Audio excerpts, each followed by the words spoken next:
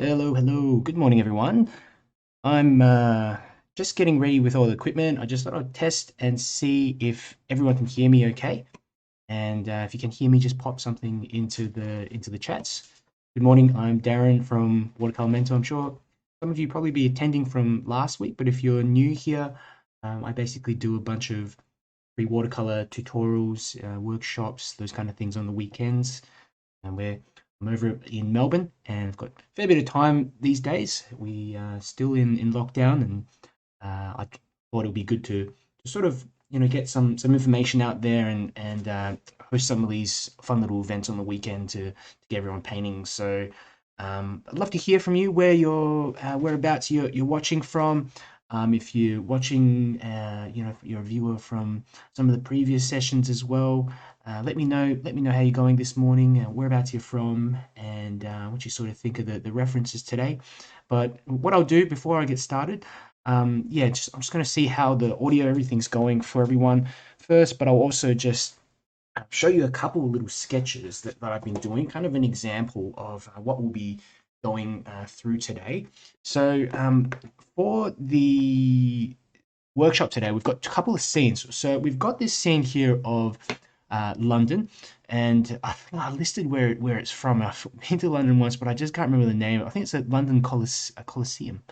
So some kind of museum, but I really like this scene. It's really interesting. We've got a very sharp contrasting area of light sort of cutting through the foreground, midground area. We've got shadows, the buildings in the background, also some highlighted buildings on the right. I thought this would be perfect for this particular scene. If you're wondering a little bit about where these references are, they're just in the link. So if you check the video chats, the top chat should have a link to the discussions, and it will have the two reference photos and a couple other references that I created for you guys as well, because I know some people would like tracing template, or there's also a tonal picture which I edited so that it just simplifies it down into two tones. So if you're wondering where the light and the dark areas of the painting are, that's what I'm kind of going to be basing it on. It helps to simplify it down like that. But I'm going to go through the chats. Let's see how everyone's doing this morning. So we've got Tanya Wick. Tanya says, can hear you. Morning, fantastic. Anthony Ashworth, how you doing, Anthony? Anne Holden, good morning, Anne. Thanks, and good to see you again. Tina Louise, we've got Donna Hanson. Good morning, Donna. JD Fields, artist, I can hear you. Bronwyn Skinner, excellent. Great to see you, Bronwyn, and I know I've seen some of your art lately in our group. Fantastic to see you again this week. We've got Tanya Wick from Southeast Melbourne, new to your channel. Excellent, and good to see some more. Good to see some Aussies on. It's usually a lot of people over from the states watching, which is great. So, Christine Vinens, greetings from Colorado. There you go, Christine. And I actually wanted to do a couple of scenes sometime of Colorado because, yeah, just I love the landscape around there. Hope to visit someday as well. Do a bit of hiking around that region once things calm down a bit. Yvette, welcome Yvette, and good to see you here again. Probably we've got Yves from Singapore. Good to see you, Yves. Jill Jones again, fantastic. Great to see you, Jill. Patricia Stanton, how you going, Patricia? Great to see you again. Angela Babetta from Canada. We've got let's have a look. We've got Nina from Malaysia. Welcome, Ree. And 𝗪𝗪𝗕𝗦𝗪𝗧𝗪 from Melbourne. Fantastic. So few Melburnians. Diana Robinson, another Melburnian. Um, fantastic. Good to see you guys. Up nice and early. Try to get a bit of painting done. So excellent. And Tansley. Good to see you. And got Lorna McCormick from Nova Scotia. I think I'll watch. Hope so. And yeah, you might pick something up. And let me know if you have any questions. Wendy Verity, again, good to see you. Good to see you, Wendy from New South Wales. Drew Vivian from Malaysia. Grace from California. Christine, please do visit when you can. I would love to. Yeah, my uncle, he went there when he was about in his early 30s and showed me all these photographs of all his treks and stuff when I was young, and it just looked really amazing. So hope to visit sometime. Hello, so Sylvia from Singapore. Good to see you, Sylvia. Lorna also from 𝗪𝗧𝗘𝗦𝗧𝗥𝗘𝗢𝗡. Got who have we got? Kim Sharon from Ottawa, Canada. Welcome, Kim. And on YouTube, we've got quite a few chats here. Just thought I'd acknowledge you guys as well. So Mary Henmick. We have got Shanolan from Colorado. Good to see you again, Shanolan. Sandy Russ from Southwest Florida. We've got someone else from Malaysia. I haven't got your name out there. It's just kind of got a series of numbers. A01. Yvonne, good to see you, Yvonne. And hopefully this is a more suitable time for you. I know you popped onto the last one like at 4:30 in the morning, so good to see you again. And let's see who else we've got. Doris from Hong Kong, Sharon, New Jersey, Alison Faskin from Melbourne. How you going, Alison? And good to see we've got quite a few Melburnians here. We've got Tune from Richmond, Vancouver. How you going? Shanolan, that'd be awesome to see, to do a sketch of Colorado. Yeah, like it'd be good to find some reference photos. And like if you guys want to learn how to paint something in particular, just just either send me a message or put it in the yeah, you can upload it to the group and just tag me in it, and I'll add it to the list of things that people want to see. So always happy to take suggestions. I like to try different subjects as well. Sometimes you end up painting the same subject over and over, or similar subjects, because you're just comfortable with them. So something I decided to do today was that scene of Santorini, which really I've been avoiding doing something like that for a while, because there's just with a lot of the reference pictures, I find there's not much contrast. There's a lot of sort of white areas, and you've got this blue for the domes of the building. So I thought that one would be nice to do in a pen and wash sketch, as I realized it's a little bit harder to draw in than I anticipated. But it'll be a challenge, and to start off with we'll be doing something simple, kind of similar to this one. I did this little sketch beforehand to just warm up. So we'll do something like this, maybe a tiny bit more detailed, but it won't take too long. Hopefully about half an hour to a bit more for this sort of street scene. And I'll show you how easy it is to just get in a little impression like this, and essentially be able to put in just two tones and get in something that looks like a street scene. So I'm going to check if there's any more chats. If Yvonne, love Colorado, lived there a long time ago. My son and grandkids live in Jackson Hole, WY. Is that Wyoming? I'm still trying to.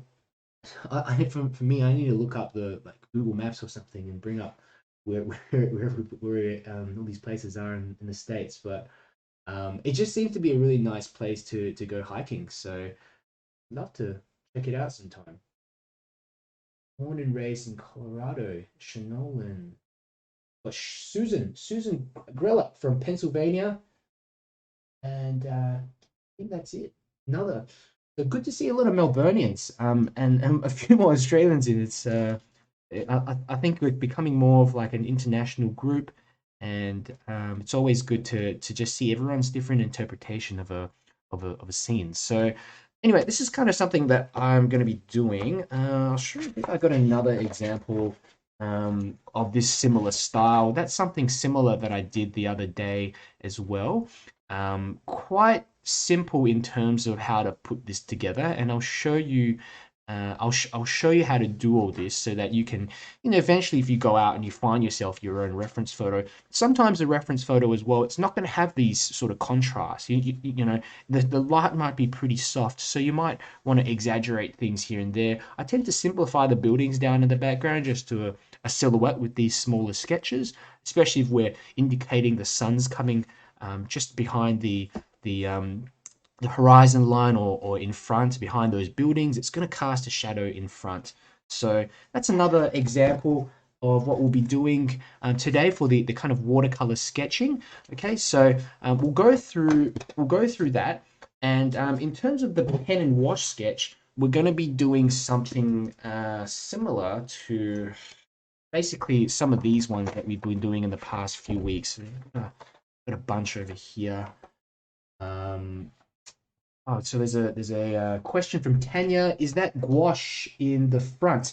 Yes. So I'll just bring that up again. So that with this little sketch. So so what you can do when you finish the whole painting in watercolors, if you use a bit of, all you need is some white gouache, and if you mix white gouache with any other color, any other watercolor, you're going to be able to get a kind of opaque pastel-y version of whatever that color is. So I've just mixed a bit of cerulean blue with some white gouache, drop that in there, because this composition doesn't have all too many blues. It's mainly warm colors. We've got maybe some cooler colors up here in the clouds, some of the domes of these buildings, but it's all warm, and I thought, just a dash of that blue in there would look interesting, draw some attention there. So, and that's a little trick that I do at the end, just some white gouache. Probably gone a bit overboard there, but a little trick you can try. So these are some of my pen drawings. So if some of you haven't been here last time, this one's kind of upside down because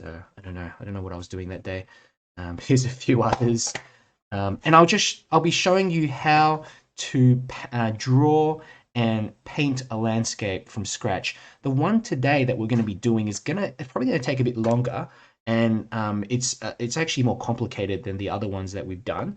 So I'll go through and step you through things. Most importantly, give it a try. Definitely challenge yourself and see what it looks like in the end once you've finished. A lot of watercolors, they need to be sort of worked on over and over again to get the different layers in, layering over the top so that you can imply light and darkness. That first layer is just getting in a small wash to get in all the warmer colors.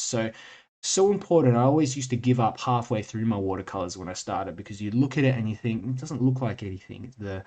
It's just not it doesn't have that instant pop, I guess, with when you're using oils or acrylics, and that color is already essentially mixed up to that same degree. You can pop that on and it's going to look yeah, don't know what I'm trying to say, but anyway, watercolors, you need to put on a few different layers for it to start looking a little bit more realistic and have more depth in it. So here's one last one, little little urban sketch that I did in some pigment liners. So I've got a bit of paper here, and I'm not sure what you guys are using. I'll put the materials and things in the description. But over here, I've got essentially just a bit of 100% watercolor paper, and we're going to get started. So if you've got any questions, put them in the chat. And this is going to be hopefully about half an hour or so for this particular little sketch. Okay, so have that reference photo up of that street scene, and the main thing we want to do first is we want to look at the vanishing point in the background. So vanishing point is where everything just gets smaller and smaller into a little point. We can imagine it being somewhere around here.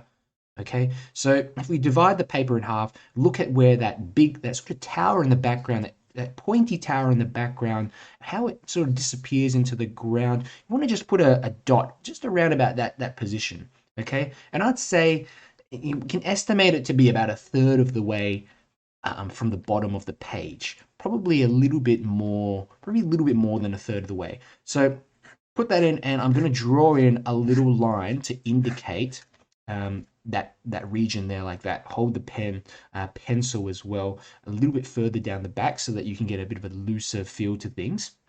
Now, we've got a few interesting shapes and things here. First thing we want to sort out are these buildings. So we've got a building just coming in here from the side, and I'm going to put that in, and keep in mind we want to leave some space on top for the sky. So, you know, little section of the roof like this, and we'll draw in the roof, and there we go, bit of that roof. And don't worry too much about the details of the roof and stuff. All this is going to just be one silhouette, okay? So this side of the roof kind of comes down, and then we've got a tree that just, I don't know, some sort of tree that just comes out like that. We've got a bit of the tree highlighted to the left. So I'm just going to scribble some of that in. And while we're here, I might as well get this car in as well. So let's get in a bit of that car. So the windscreen, we're just looking at it as a kind of, it's a rectangle, and on a sort of slant like that, the edges like that. I can't remember the name for this type of shape. I think it might be called a parallelogram or something like that. But anyway, it's just a rectangle, but with the sides of it kind of slanted down like that. Okay, and then we're going to go and get in the top, the kind of curvature of the car, kind of coming out like that. I'm going to just draw that in there, a bit of the front, the bonnet of the car. The main thing that you got to try to get in are these wheels. So I like to put in the wheels pretty dark later on, but just indicate where they are for now, kind of around here, like that. And we got a little car shape. And put in little tail lights like this. You know, some of the windows. It's not a really a huge deal. We just want to get in an indication of a car like that. We can always you know, add more details later. So we've got the side of the building here, and there's few features. There's even a window here. It doesn't matter too much about putting all of it in. So we're going to get it in, and it comes down all the way to around about here. Now, where's here? It's sort of where this large kind of tower is here. This building ends almost left center. So we put a dot right in the center of the page. This whole block of buildings before that tower starts, it ends about there. No need to be perfect.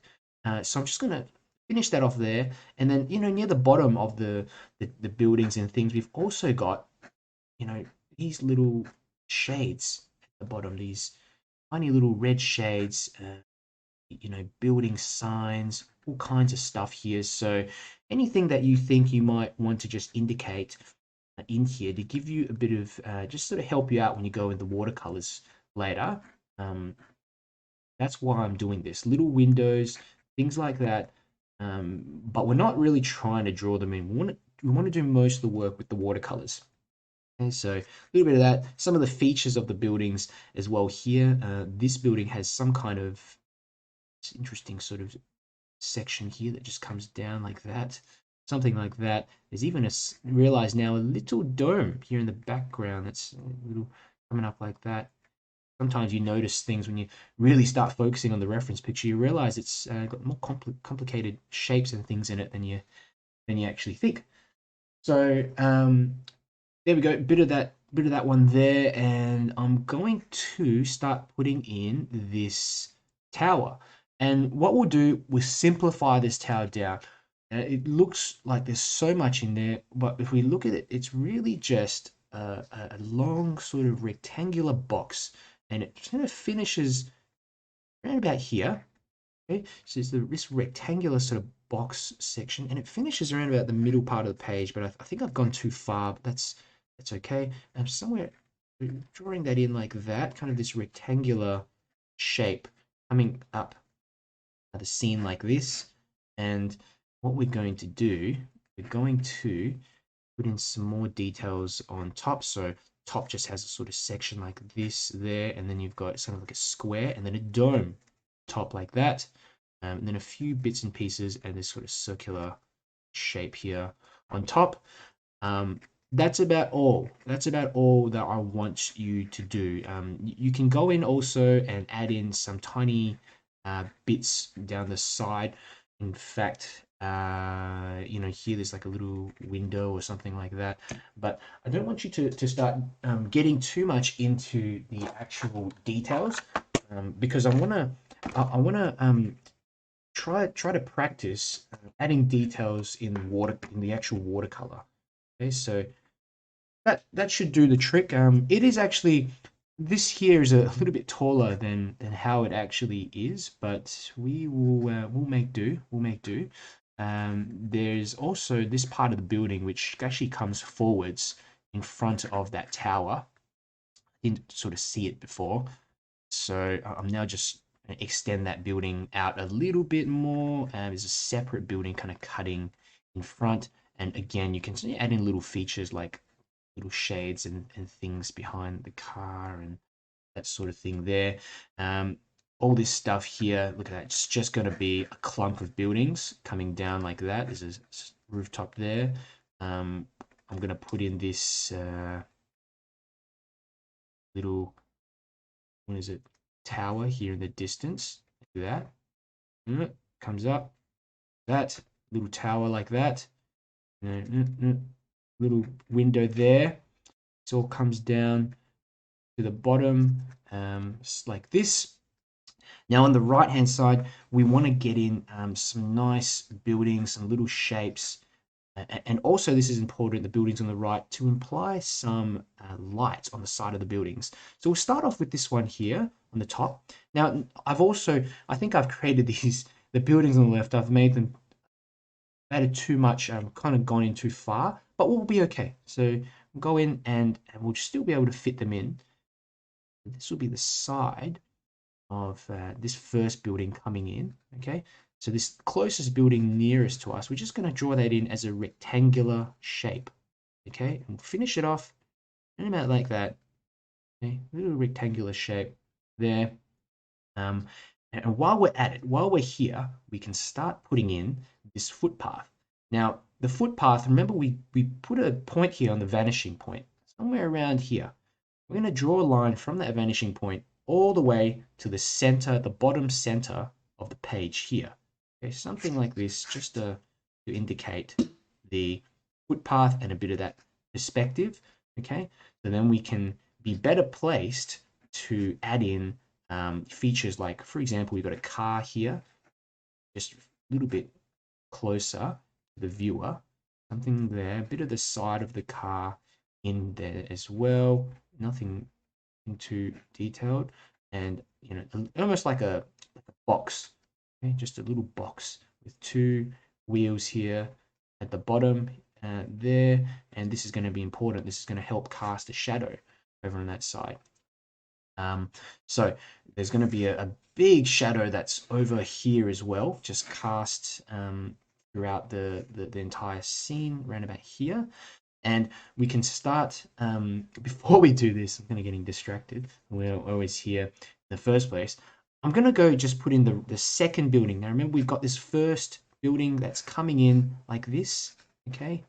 There, just some small details. There's 3 floors, 1, 2, 3. So we separate the building into 3 sort of floors like that. Don't worry about all the details of the buildings. We do that in the watercolors later, just an indication of that. Now, the second building comes behind. This one's important because it's going to be darker and it will frame this one. So little section coming out there like that, okay? And we're going to get in, it's almost like a box. Again, similar to that, but it's like this, the box on the side there. I mean, it's a bit more complicated than that, but get the idea. This, we've got a sign sort of sticking up here to the side. Now we've got another sort of sign here, little bits and pieces that you might want to add in the side. So that could be another building or something there in the background, things here and there. That's about all the detail I'd say we want to add for the buildings. I do like this kind of truck or bus shape here. So I thought I might add that in. I think it's a truck and it's maybe just loading something up, stuff in here. It's just a little indication of that truck. Really not fussed about all the detail. You can even add in car or something, car shapes there in the background. But I think this should be okay for the actual cars. You don't have to, I mean, you can even add in some more if you'd like, but I do feel like this should be okay. One thing I do want to add in here though is that figure. I thought there was some kind of something just needs to be in the foreground to join everything up. And this figure, this sort of figure that I'm putting in here, represents my efforts to do that. So we had the head kind of facing forwards a bit like that, and we can have the foot, leg coming out like this, there, just coming down, and then the second leg there, and kind of like that. Someone just walking through the scene, and this is going to help connect everything up, and it's going to create another shadow here. This will be nice and fun to do.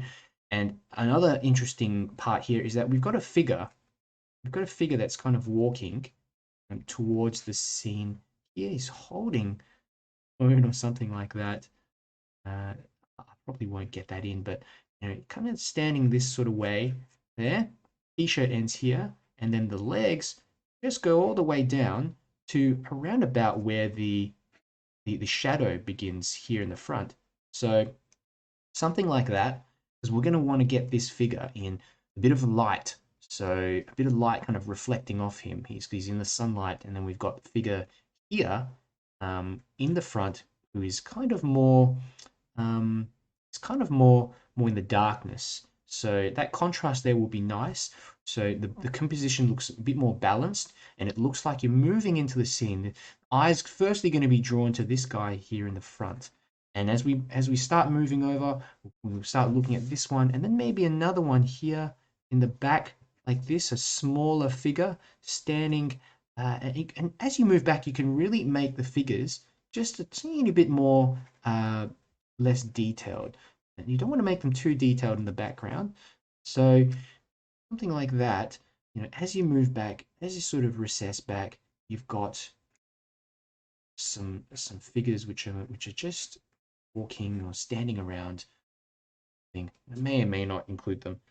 That's it. So I think that was hopefully about 10 minutes in the sketch. And and what we're going to do now, we're going to go grab some paint.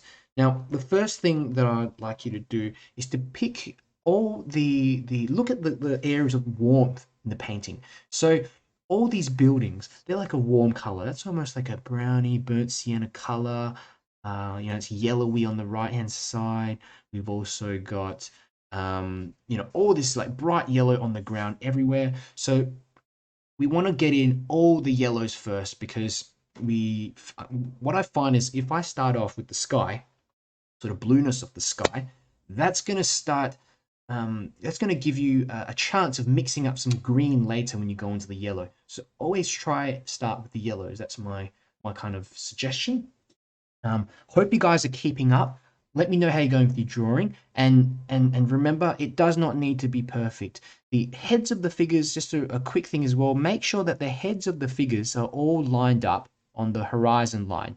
Little line that we've drawn at the base of the buildings, that imaginary line, the heads of the figures need to kind of line up there, no matter how big or how small they are, and that's going to indicate that this is a flat sort of a flat scene.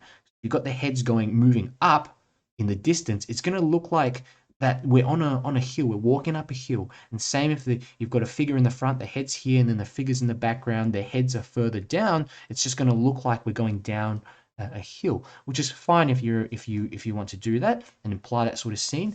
But for what we're doing, I think it's better if we keep all the heads at one central point here, okay, in that horizon line. So let's go ahead and get started with the coloring. So I'm just going to move my palette over so you can see a little bit of what I'm doing. And actually what I'll do is just clean it out a little bit with some water.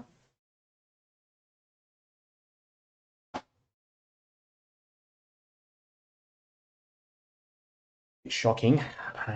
Bit shocking. Too much blues and things in here, and I don't want to accidentally mix any of these in to the yellows. We'll probably get a bit in anyway, but okay. I've had this palette for a really long time, and after a while, they kind of just get stained with the paints.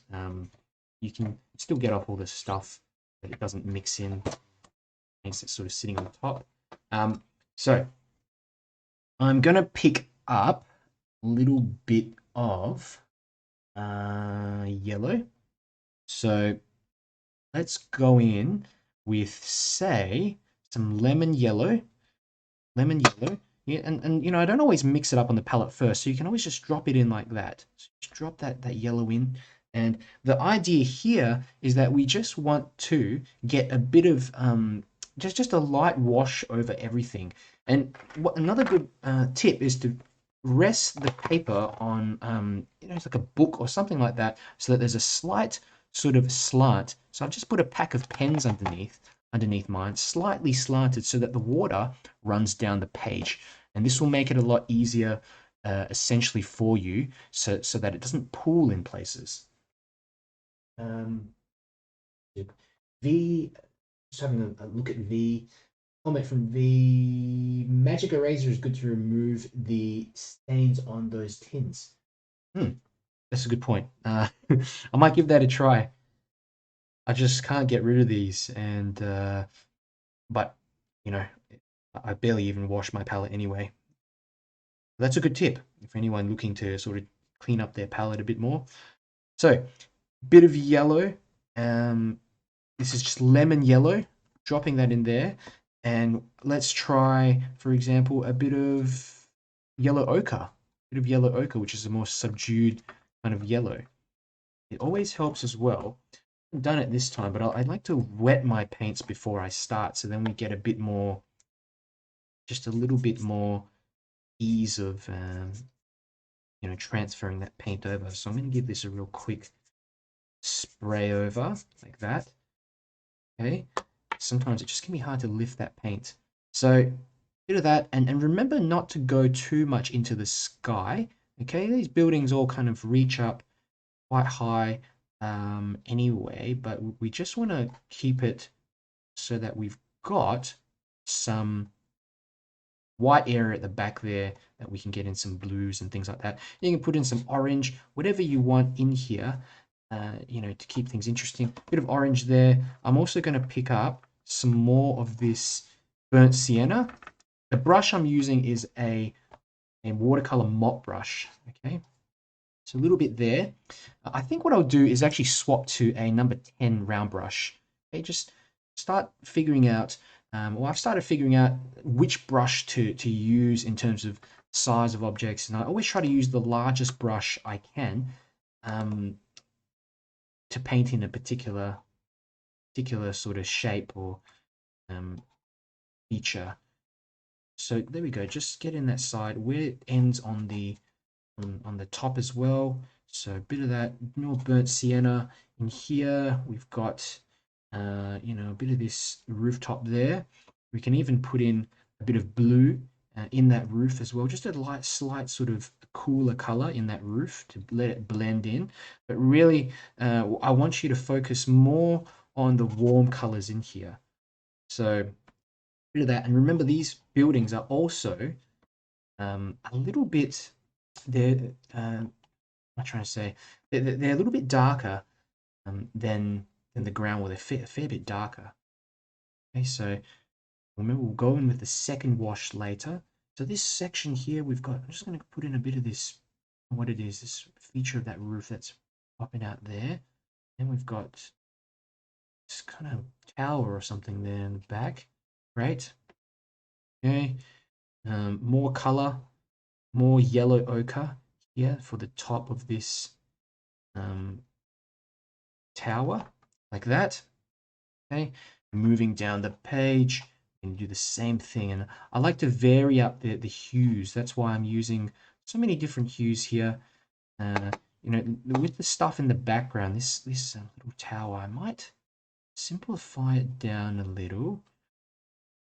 Yes, and it's kind of grey. I've used a bit of a grey color just from the leftover paint on my palette, like that. And the top of it, we just want to in a bit more detail there. That's why I'm holding the brush further down as well, like that. And Shanolan, what kind of brush are you using? So the brush I'm using, it's a synthetic watercolor brush, and I got these sent over to me for free from a manufacturer called Zen Art Supplies. So it's a synthetic number 10 round brush. If you've got anything like that, that will do completely fine. And that's all going to mix in. And while that's happening, you know, what I'll do as well is start putting in a little bit of the sky, just a real quick blue, bit of blue for the sky. So this is cerulean blue. Okay, let's drop that in here like that. Bit of cerulean blue, and just a nice, very, very light wash of it. And why am I doing this now? Well, I'm trying to hopefully get a little bit of mixing going into the buildings. This bit has already dried, as you can see, so it's hard to do it. But essentially, for a lot of the other parts of the buildings, we're going to be able to get a slight sort of mix. So here, for example, look at that. I'm going to let that mix, and in some areas, and in some areas, I'm just going to leave it kind of white. Okay, move that down. I've mixed more a bit of another color in this sky. I think I had a bit of wash left over there, a bit of turquoise that I'd mixed up earlier, accidentally, but it'll be okay. There we go. Just keep that sky pretty light as well. Remember, very watery sort of mix, going around everything. And some bits we're going to leave to mix. Some bits we're going to leave a little sharpness in there like that.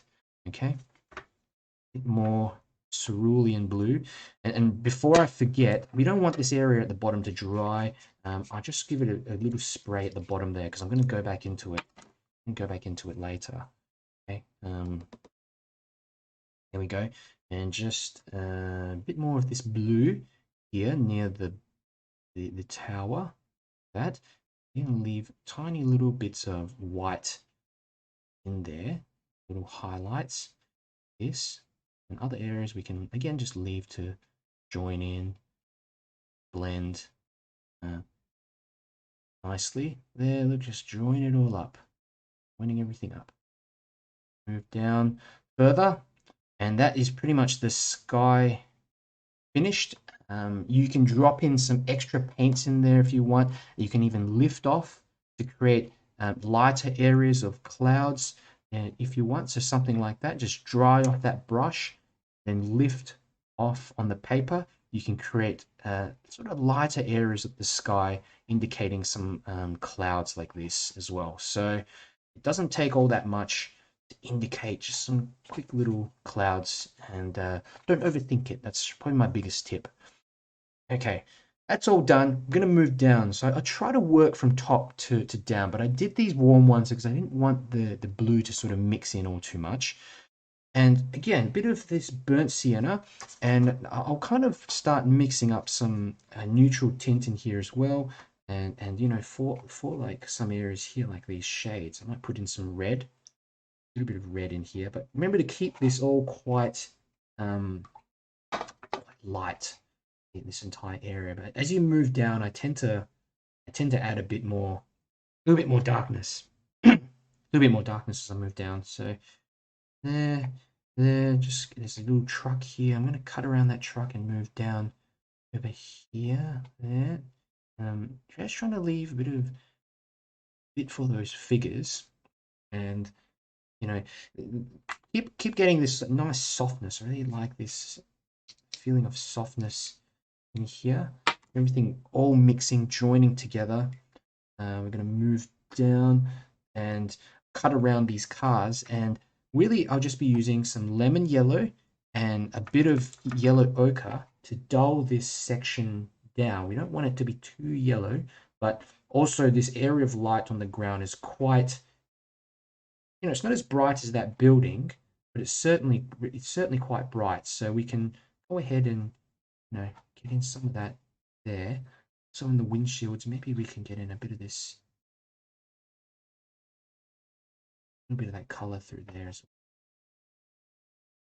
well. That, yeah. And then we'll cut around the figure's top of that figure. Okay. And bring all this, join that color down. So, you know, where we've got this area in the background, we just want to have areas where it just comes down a little. That, join it on, look at these figures, just cut around them, just like that. And you know, the legs don't matter all too much. It's more I find the top of them that we want to leave so that we can get some extra color in there. And we're going to just bring all this down to the point where this point here where the shadow is in the front. Okay, this nice little shadow here. And at this point, what I'm going to be doing is I'm going to pick up a large brush, the same one I used before, this round brush. Pick up myself dark color. Now I've got neutral tint here, but you can use whatever you want. Neutral tint, a bit of purple. You can use some blue, red, and yellow kind of mixed together as well.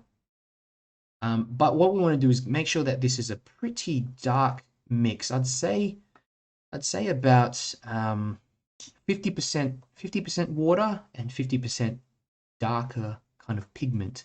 It almost feels like a creamy sort of color.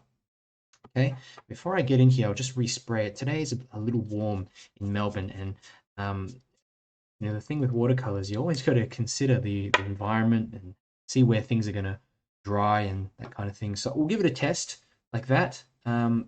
Just a little thing like that. Okay, that's probably too light, so I'm going to darken that down a bit more to something like this. Okay, and we want to join that with the wash on top. Okay, so it's going to be a nice gray, a bit of like a soft edge there.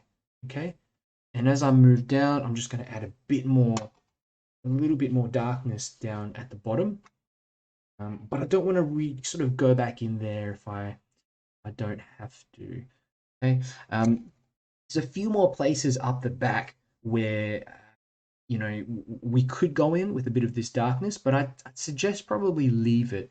It's here, it's okay because the shadow is quite large here in the background. If we start going in and doing these background shadows, I find what can happen is that it just blends into everything and then you lose that light. So you kind of got to be very careful using a smaller brush if you want to do those background shadows. I'd suggest leave it to a bit later till everything dries, and we'll do the second layer. With the second layer, that pretty much gets in all the rest of the details.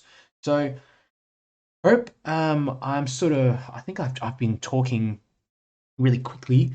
Let me know how you're going, how your paintings are going, and if there's any new viewers as well, just you know, if you've got questions, just let me know. I'm going to leave this to dry a bit, but I'll just check the comments. Yvette, challenge is good. Yep, always good to try something, a new subject. And Paramita Roy, good morning from India. It's 6:30 a.m. here.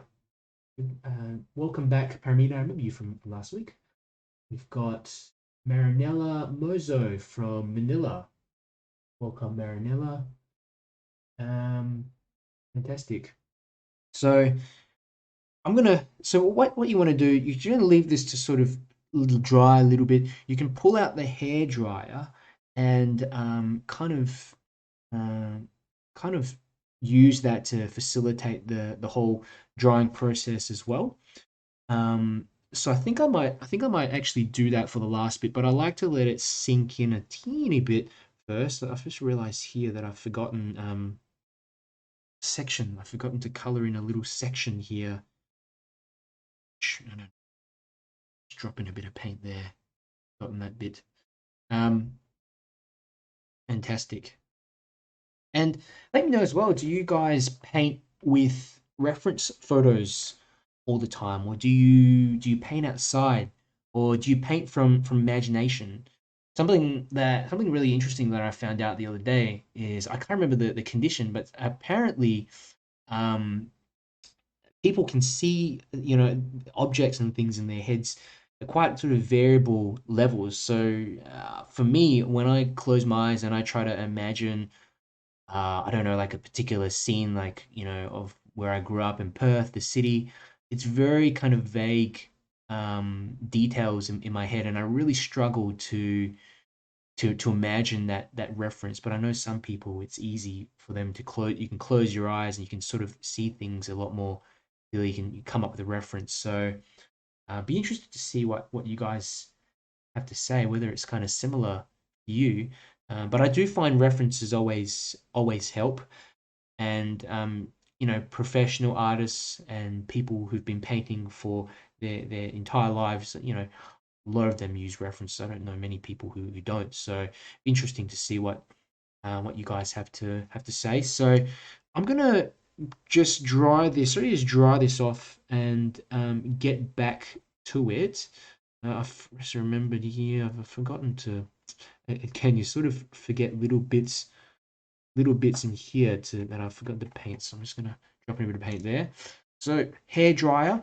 And we'll go from there. V, just reading out. V says, I've used reference photos doing my first plein air this past weekend and did okay with visual composition. Yeah, I think plein air is particularly challenging. You're trying to make sense of the scene, the perspective, light and dark, which is constantly changing. Trees are rustling about, the light, the sun goes beyond the clouds, and you sort of lose that sense of where the light source is. You're battling the kind of elements, but it's a great way to learn. I found for myself, doing little sketches outside really helps. So that's a good to see you getting out there, V. A few comments on Facebook. So Don Johnson says, I like painting, sketching outside, but sometimes from photos. Yeah, I think yeah, being outside just really it's nice. It's nice to be quite outside in nature and doing something that you enjoy as well. It's kind of getting a double whammy there. Chiok, so professional artists steal. Do you agree with the statement? Do you mean like do you mean like they use different reference photos, or they sort of borrow from other artists? I think I think everyone draws inspiration from different sources and styles. Like, even with my style that I have now, I use for example, some of my inspirations would be Turner, there would be John Singer Sargent. I love their works and the sort of looseness.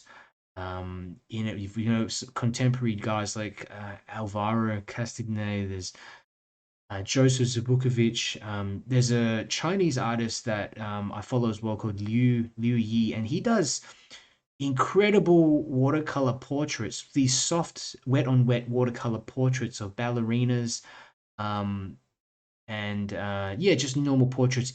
Incredible how he manages to get a sense of control, and realism in his portraits by just painting on a wet sheet of paper. So you're basically, to develop your own style, you just need to paint. You go out there, look at a subject, paint, look at other artists, try to imitate what they're doing and understand how they're using their techniques. It's basically visual language. Everyone has their own way of placing paint onto paper, and you can pick up the way that they do it and kind of make it your own by combining it with someone else's methodology from your own way of going out there, and your own levels of comfort. For example, you might be someone who paints very quickly, or you might be someone who paints very slowly and likes to focus more on the details. So your style is going to look different depending on your personality as well. So I think it's so important, and I don't think there's a s- you can really steal in that sort of sense, unless obviously if it's just blatant plagiarism, you're just trying to copy someone's artwork exactly. But even that, I think it's so important to try to copy what other artists are doing, especially when you're starting out, so that you can understand how they're using the watercolors, how they're managing to achieve an effect. Someone may paint cars or buildings a little bit different from someone else, and you can learn that particular methodology, see if it works for you. So just going to read a few more of the comments here. Some great responses. Yvette Paul says, because of COVID, we can't go about as before, so I paint from reference photos. Where can you get good ones? That's a $1 million question, Yvette. And you know people who know me know that I spend a lot of time scouring the internet to find reference photos that I feel are suitable. I try not to do that all that much these days, and what I'll do, I'll try to find a reference photo that has a few elements. I mean, I might think, hey, I like the figures here, I like the light source there, but I don't like those buildings, but maybe I can change them up.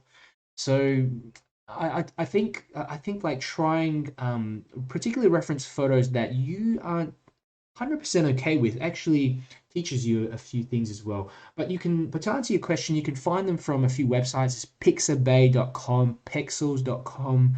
There's I think publicdomain.org. Where else is there? Wikipedia also has a few free reference photos. Unsplash.com that has professional grade photographs that you can take a look at. So those are some examples. I suppose you can also go out and take your own photographs too. So yeah, those are a few things. Another thing I suggest, if you can go into Google Maps or any of those maps sort of apps or whatever, and you can bring up the street view of any city. You kind of go traveling on Google Maps.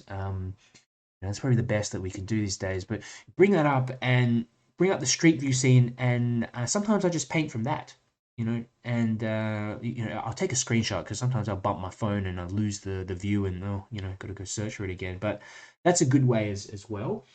Some channels and some internet sites have like just 24/7 streaming of a city. So you can search up like Venice live stream, and someone's got a webcam pointing out their apartment looking over Venice, and you can paint from that.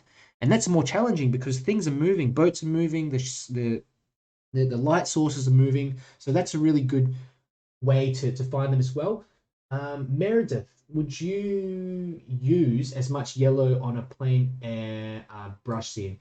Probably not. Like on a plein air, it just depends. Like if I want to get more of a realistic sort of look, the colors will probably be slightly more muted than this. So I've exaggerated a lot of the colors here. They're not as saturated even in the reference photos. So kind of just pick something that you feel works for you. Even if you're painting plein air and you want to change it up, it's kind of like using Photoshop. You're just editing a photo to make it appear a certain way, and really up to you. So JD Fields, artist. I look at both photos in plein air. Great, that's the best combination using both. Patricia Stanton, I usually use my own reference photos. Great, Patricia. So you're saying you take your own photos and use those, because that's a good idea. A good reason to take your own photos when you're going around is that it teaches you how to compose a scene. Very similar to when you're painting before you're even got the paint on the paper. What I was doing before, trying to just place objects, place a person here, place a person there. You're doing the same thing with the camera, in that sense that you're moving it around. You're trying to find, where should I put this building, and that will help you with your painting composition. So really, really recommend that. If you've got yourself a camera, everyone's got a cell phone. Take out that phone and just take some pictures wherever you're at, and you can use those as well, as a learning tool.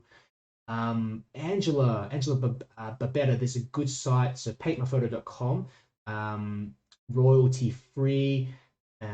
Yeah, I heard that's a pretty good website. So have a look at that one. That might be good.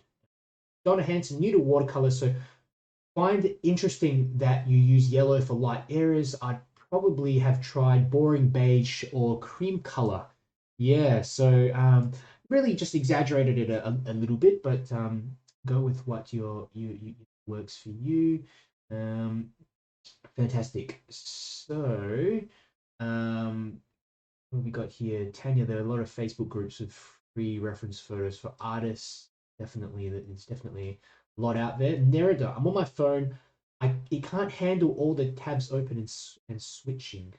Yeah, it's yeah. I mean, um I probably watch it. It's pretty easier on a computer. For me, I have the sort of streaming software up, and then I got the photograph up. And just switch between both. Difficult on your phone. It's fine with your phone. Just one thing at a time works best. Screens are just too small. Hard. Meredith, site that photographer put up pictures specifically for artists to paint. I think you're replying to about the paintmyphoto.com. Yep. Fantastic. V. So just read out V's comments. So V says, I'm doing Inktober just to help me try to find and apply my true style. Today was day one. And V, like, that's really good that you're giving this a try. I think these challenges, art challenges, help to keep you accountable and also just help you step out of your comfort zone a little bit. So they allow you to try different subjects using like prompts, and you can come up with something that works for you. It keeps you consistent anyway. Important. Shanolan's question, what colors are on the building? So buildings, I've got a few different colors here. This like one in the background is a bit of gray. This one here is yellow. I've got some yellow ochre. I've got over here a bit of burnt sienna for this building. Lemon yellow, bit of orange, bit of yellow ochre in different concentrations. So I'm not too worried about the exact color combination I'm using here. I just wanted a bit of variation in there. So been talking for quite a while, and I think this might almost be dried. I'll just pull out the hairdryer for a little bit and give it a really quick dry so that it don't run into any issues, any furry bits.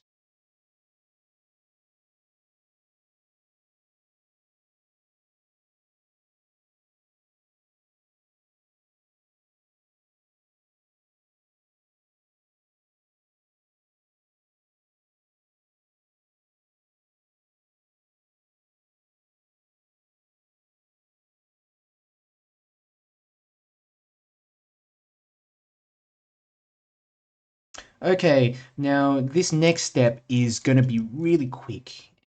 I'm going to show you how to put this all in, essentially just in a few dark colors. So the main thing we want to focus on is the shadows on the buildings. Now, this is all going to be essentially one color. We'll fade it down a little bit so that it's darker. The buildings are darker here, and they get a little bit lighter here as we go towards the back. And then we've got the shadows and join everything up. Same with the figures. What I'm going to do first, before we get started, I'm going to just put in a little bit of color for the figures. I'm thinking like some purplish color here for this figure. Just a bit of color here for that one. A little bit there for that one as well. You know, a little bit there for that one. I'm not trying to get it perfect, but just a little bit of color there for this shirt. I'm also going to do the same thing here for this figure, so a little bit of blue or purple or something like that. Keep it light, okay? We'll come back to this later.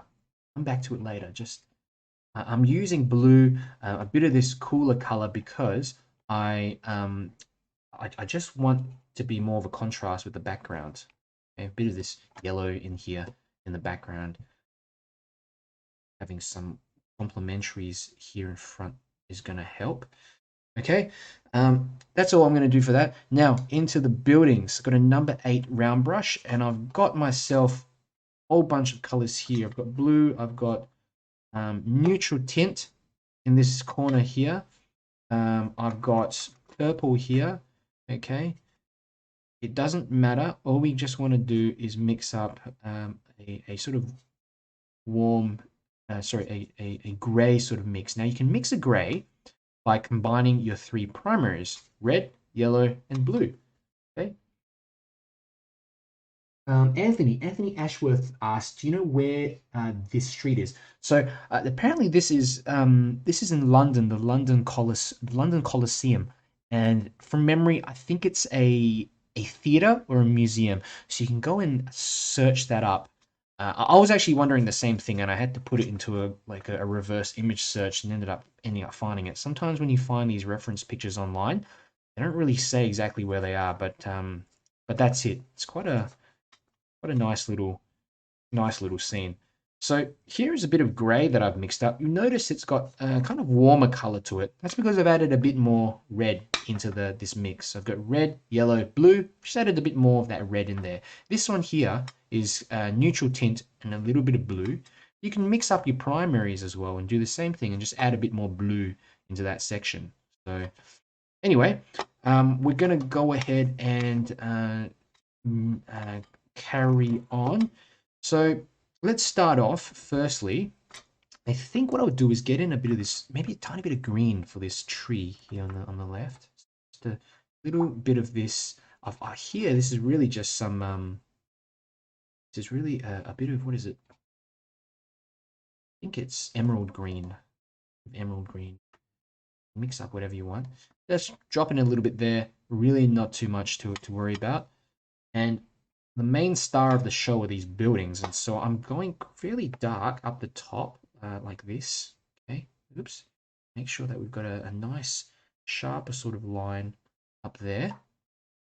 Okay, make sure a bit more of a sharper line. There we go. Coming in there. We don't have to color everything in as well. We can leave some parts white, or not white, but with some areas of these highlights and previous color there, and that helps to imply some of the perspective of that building. So these little lines here, these little bits that I haven't colored in, they're going to make a difference.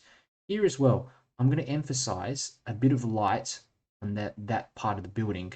And then we've got also this little tower here, a little bit of darkness. Now remember, the light source, it's coming from the left-hand side. So we want bits of light preserved on the left side of some of these buildings. Okay, there we go. Moving downwards, and got the car and things like that here as well. I'm going to just leave that for a bit and start working on this larger kind of tower here. And interesting about this tower is that you notice the right side of it is kind of illuminated a bit. And I think the reason why that is because we've got light coming in from the left, hitting that building here on the right, this sort of row of buildings, and it's then reflecting that light back onto the onto this tower. So I don't know if I'll try to get that in. We might just lighten it down a little bit, but I want to just simplify this down for you guys so that it just is one big shape here in the background. I also start picking up things like a smaller, smaller brush like this. This is just a little round brush, number 6 round brush that you can go in and do this sort of work. Just get in a little bit of detail there. Okay. Yeah.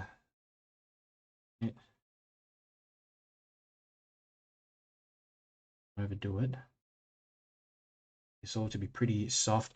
Whatever this sort of structure is on the top here as well, I'm going to pick up a tiny bit of this neutral tint, darker color, and I'm just going to scribble that in quickly. I don't want to emphasize that too much.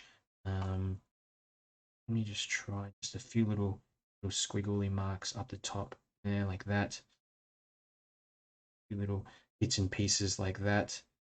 Where does it connect on? It connects on like this. Like that. While everything's all wet, that's what we want. Just let it all blend in nicely. Okay. Let's have a look. What else do we have for the building? We've got sort of section here. And I just soften this edge a little bit down that side. Soften that down. Continue on, and as we get further down here as well, we just want to darken this wash slightly so that we can cut around the cars. There is a car here that we drawn in. There, a little bit of that car, so just cutting around that car there. We've got bits of these rooftops, got this figure in well, so just cutting around that figure. I'm using more neutral tint as we sort of move through as well, so that I can get rid of that person's head accidentally. There. And as we move into the background, I'm just going to cool it down as well, but also lighten the mix. Just lighten that mix up, put around some of the shapes like this. Even this building here in the background, I think I'll just leave that leave it that color actually and that tone, but I'm going to add a bit of water to it so that it sort of mixes around a bit in here. Yep. Joins up here. And the building here on the right hand side, what we want to do here is just start putting in some dark areas. So we know this section here of the building, it's kind of in darkness. So I'm going to go through, use probably the number 8 brush, just be easier. Number 8, it's fairly dark. It's almost as dark as these buildings, but tiny bit lighter. There we go, just put that in, that section of that building in a couple of brush marks like this. Okay, that's all we kind of want. And then we've got things like the little windows and stuff of the building, so we can start putting in a bit of that, join that on to the side. That could be a bit of that building, like a window or something like that. There, carry that on, that, there. We've maybe got this larger door or whatever it is, this door frame in here, just one stroke trick. That's behind that figure. There. Okay. That should do it. And now we've obviously got a few bits and pieces here in the background as well. We've got, for example, this little sign which has a bit of darkness there. I don't want to get rid of all of this light though, so we want to just be careful areas and leave out some parts. Almost some abstract here. We move down. I just want to darken a little bit at the base. Okay, join that on there, kind of like in that section, so that the two halves are joined together. It's about all I want to do for that. Move down the page and we're going to just join this car up. Look at that, just back of the car, darkening there. Okay, and I'm using a mix of about 50% paint to 50% water. Okay, there, it's almost like the same concentration as that. I'm going to imagine there's a bit of light coming in from that the left-hand side, hitting the windscreen of that car there. And so there's going to be some darkness here, okay, underneath the car here, over on that right-hand side. Pick up some darker paint and just put in the wheels, couple of wheels here. That's all it takes. A few little brush strokes like that. I might extend this out a little bit further because there is some white underneath. Just want to just extend it out a bit further. But these little things, these little wheels that pop out the bottom there, that's going to help to ground around the car better. We've got this car here, which I'm just going to get in quickly. A few little brush strokes there. It's a car. There's another truck or something here in the distance, which I can just try to indicate in like that. There's something going on in there. Another car here, example, really loose work in the background there. And here comes the exciting bit. We're going to add in the shadows for everything. So darkness, just a dark color, and I'm going to join up the wheels. This there, shadow. I'm kind of going to running across down the page. I'm going to kind of cut around this figure as well. There is some more like little shadows coming in from that side, so I can just put in a little bit of that, little bit of a shadow coming in, like an imaginary shadow there. That cuts around there.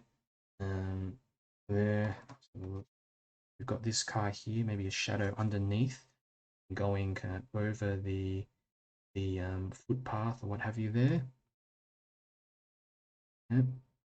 Got the legs of these figures. There's a couple of legs there, legs for these two figures. These two here as well. Just a couple of brush strokes. 1, 2, like that, and a few more here. There's a figure there joining on. There's another figure maybe here, there. Look at how I'm just joining everything on. All the shadows, trying to create a cohesive kind of look to everything. Or like that. Little legs for this one there. Something like this. Okay. We can even start adding in some more features. Holding onto something, bag or something,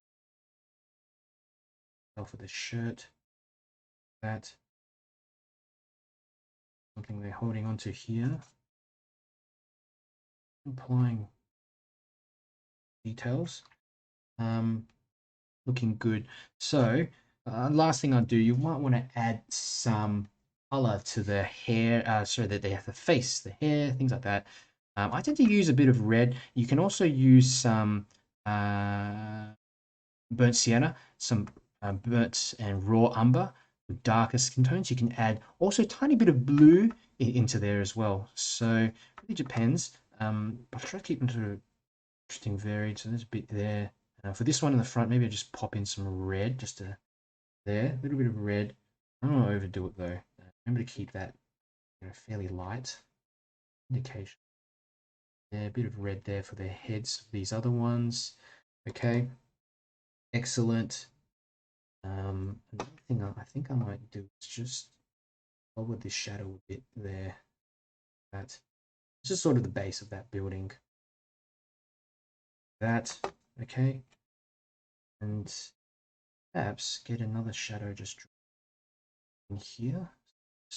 It just should connect up a bit better. Shadow, like a larger shadow, the background and things. But it's so important to leave areas of light here. The sharpness of these brushstrokes combined with the sort of light, warm areas in this scene, it's going to make everything come together. So the temptation here is you think it's looking good. Let's see what else I can do. Let's see what else I can add in here. But got to be real careful with anything. As soon as it starts looking okay, I try to take extra care to make sure make sure that I don't try to muck it up and do anything else. Now the windows of these buildings. This is interesting. I'm going to pick up some dark pigment. Okay, just some neutral tint or a bit of grey if you've got it, dark grey. Dry it off on the brush. Then we can go through and just drop in a window. That's a window there, an opening. Not only that, we can indicate areas of this dome like this. Okay, we don't know what these are up the top. Sections here. This dry brush is so important, and we don't want to get any too sort of harsh lines running through here, but it's just adding in some small details essentially for the building. Okay, and really slight variations in tone. You can wait till the painting completely dries as well to do this. You don't have to sort of do it now. Okay, that even is probably a bit too dark. Just lift up a bit. So you kind of, putting that brush, drying it off, and then touching it on the paper like this, we can get in little sort of details on here. Touch and go, just touch and go. That's what you want to do, not around too much, because then it's going to start looking too detailed and too distracting from everything else. I want it to be a similar style in here. Okay. On that right hand side, I might for example, I don't know what else I could do here. I quite like it. Put in a few little lines and things in.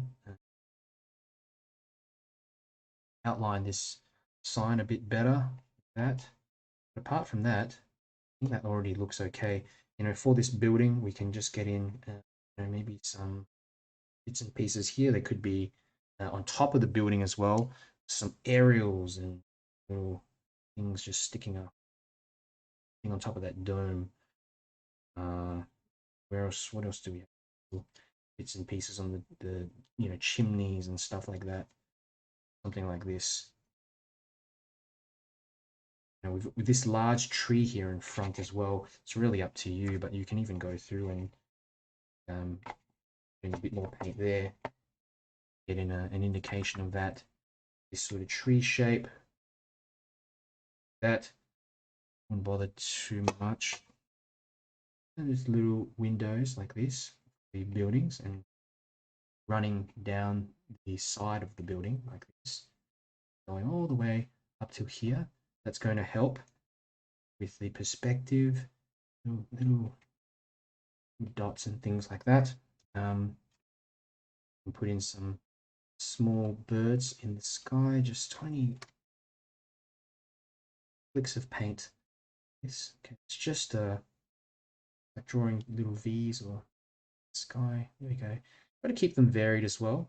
And this helps to sort of break up the sky. Another thing that we'll do, well, that I want to do is I want to put in some extra detail in the foreground just to help with the perspective.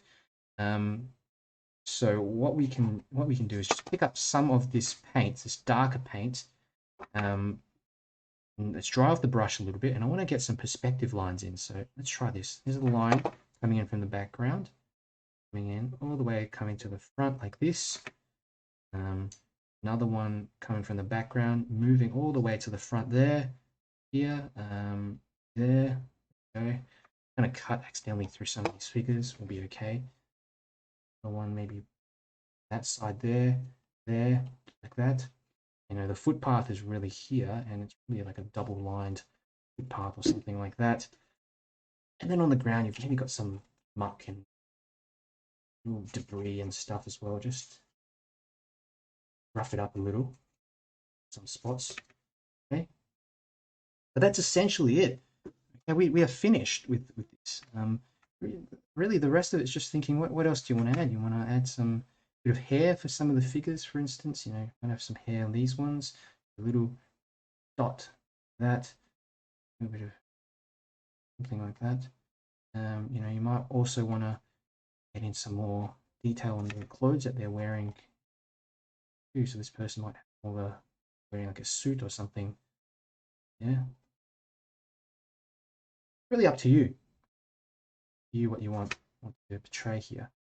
I find just darkening some of the figures in the foreground would help to create, again, some more like a sense of depth in your painting, but really I think it looks okay as is.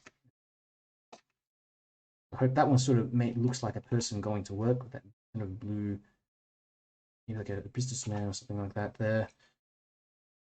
So that's essentially it. So I hope that was helpful. I'll take off the tape and let's see how it all looks. I like to put the tape on because it helps to kind of frame the watercolors a bit better. So let me just remove that.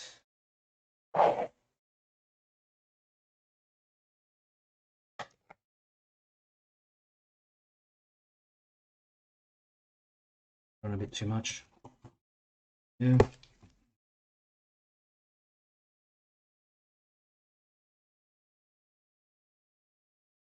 Okay.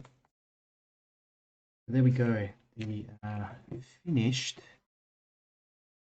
painting. Okay. So it's that simple. Really that simple to create a little loose landscape, street landscape like that.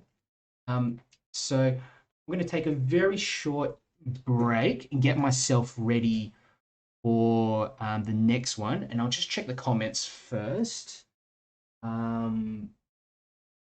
Thank you, Anthony. Thanks, Yvette. Looks so good. Thanks, Yvette. I'm quite happy with it as well. We'll see how it goes. I think this area here is probably a teeny bit dark, and you can do. I'll show you something you can do while the paint's almost dried. You can sort of do this sort of thing and like scratch out little areas like that, so that it just looks like some branches coming through that section. It might or might not work. Create a bit of variation in there. Fantastic. And let's have a look. So got a little question here from Shinolan. Have you done florals before with this same concept? I really want to try doing florals. I've been avoiding them because I've done some try doing more realistic florals, but loose florals I haven't really tried them before. But it might be something for next time. I know people have always asked about it. So, yeah. What about you, Chanel? Then have you? Do you sort of paint in a more sort of tight sort of style with with florals, or do you try to just get a more loose expressive theme? V V says you're way faster than I can be, but I learned quite a few things with this. I once again went too dark and am really struggling with using tonal values. I just can't get it right. Yeah. Tone is something that even I'm trying to improve on. It's very challenging.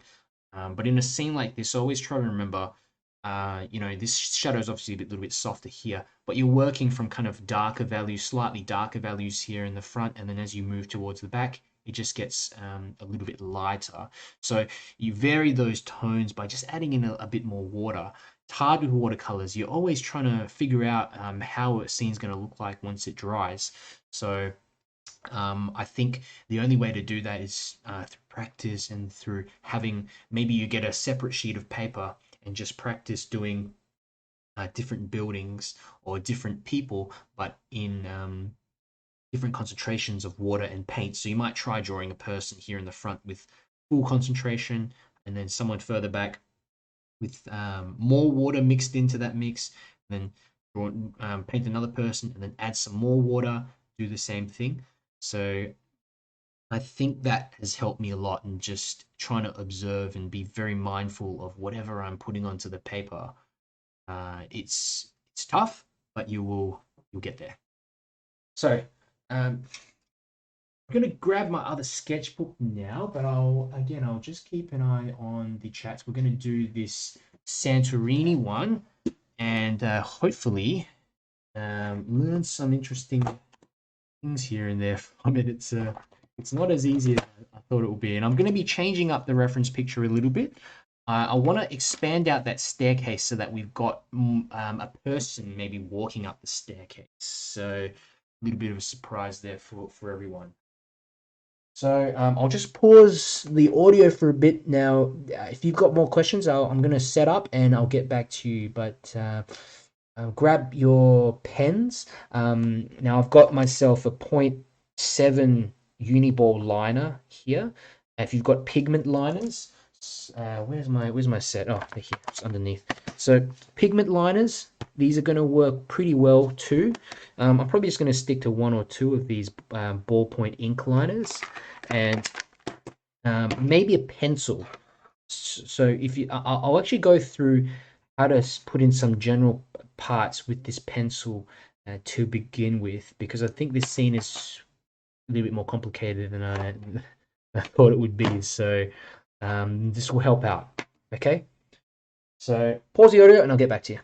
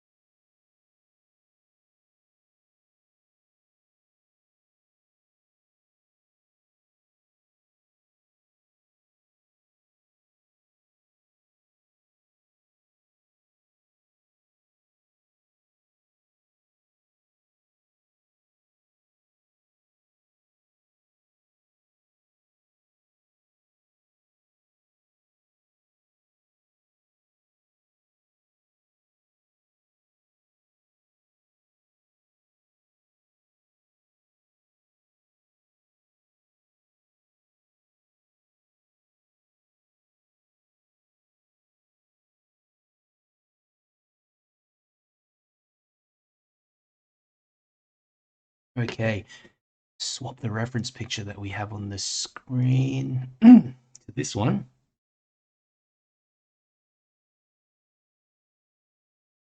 Okay, here we go.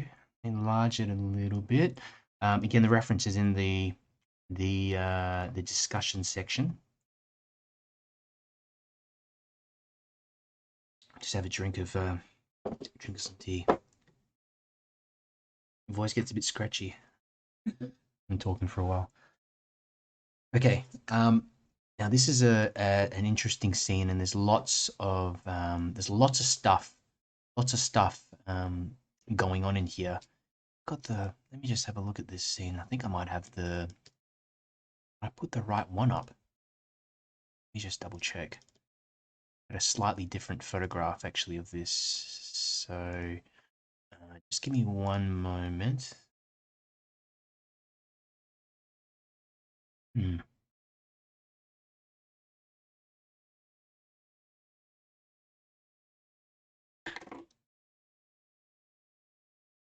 Save this. I had the wrong photograph on, so the one that I'm going to put up on the screen has a little bit more of the buildings in there, to give you guys an idea of how to add in these some ideas of additional buildings. So I'm going to just swap that over now. I think I've saved it, the desktop. Downloaded a few of these photographs, and they look so similar. So there we go. This is the one. So you can see a bit more of the staircase here on the left, more of the buildings as well. So we can go ahead. We're going to go with this one, and essentially use in the reference photos. What I've put in is one that has the shadow pattern I really liked, for the one in the discussion. But this photo that I've got up here just has a few more buildings here in the background. So they both look very similar. It's just that the shadows on the one that I've uploaded to the discussion section, I'm probably going to use that particular shadow pattern. But follow along, and I'll go through the entire sort of drawing and everything anyhow. So this is kind of a bit of a tricky sort of scene. A lot of stuff going on in here. So first thing I want to do. Okay. Anthony just got a question. Where can we share our painting? I'm trying to paste a pic here and it's not working. I'm not sure. You should be allowed. You should be able to maybe if you write a comment, it should allow you to, because this is in the chat, so the live chat. There should be a way for you to upload a photograph. Yeah, but I'll give you a hand afterwards. Another thing you can do, there's a group, the watercolor. We've got two groups: watercolor beginners. If you check the event page, it has the groups in there. So there's watercolor beginners page, and there's also the Watercolor Mentor community page, and you can post your pictures in there, and if you tag me, I'll reshare them again to the whole group. Sometimes I can't find them because people forget to tag me in there, so I'll repost them in here if you can't add them in the stream. But yeah, I don't know why you can't upload. I think they might have disabled it in the stream chats, just in case, you know, maybe people upload inappropriate photos. Something, I don't know why, but it seems like even on my end, I can only write comments in there as well. So we're gonna wait till later after the stream's finished. But let me know afterwards. I'll give you. Another question. So from V, do you or have you done swatches before you paint, to pick out your colors and tonal values? Is it worth the time and all to do it?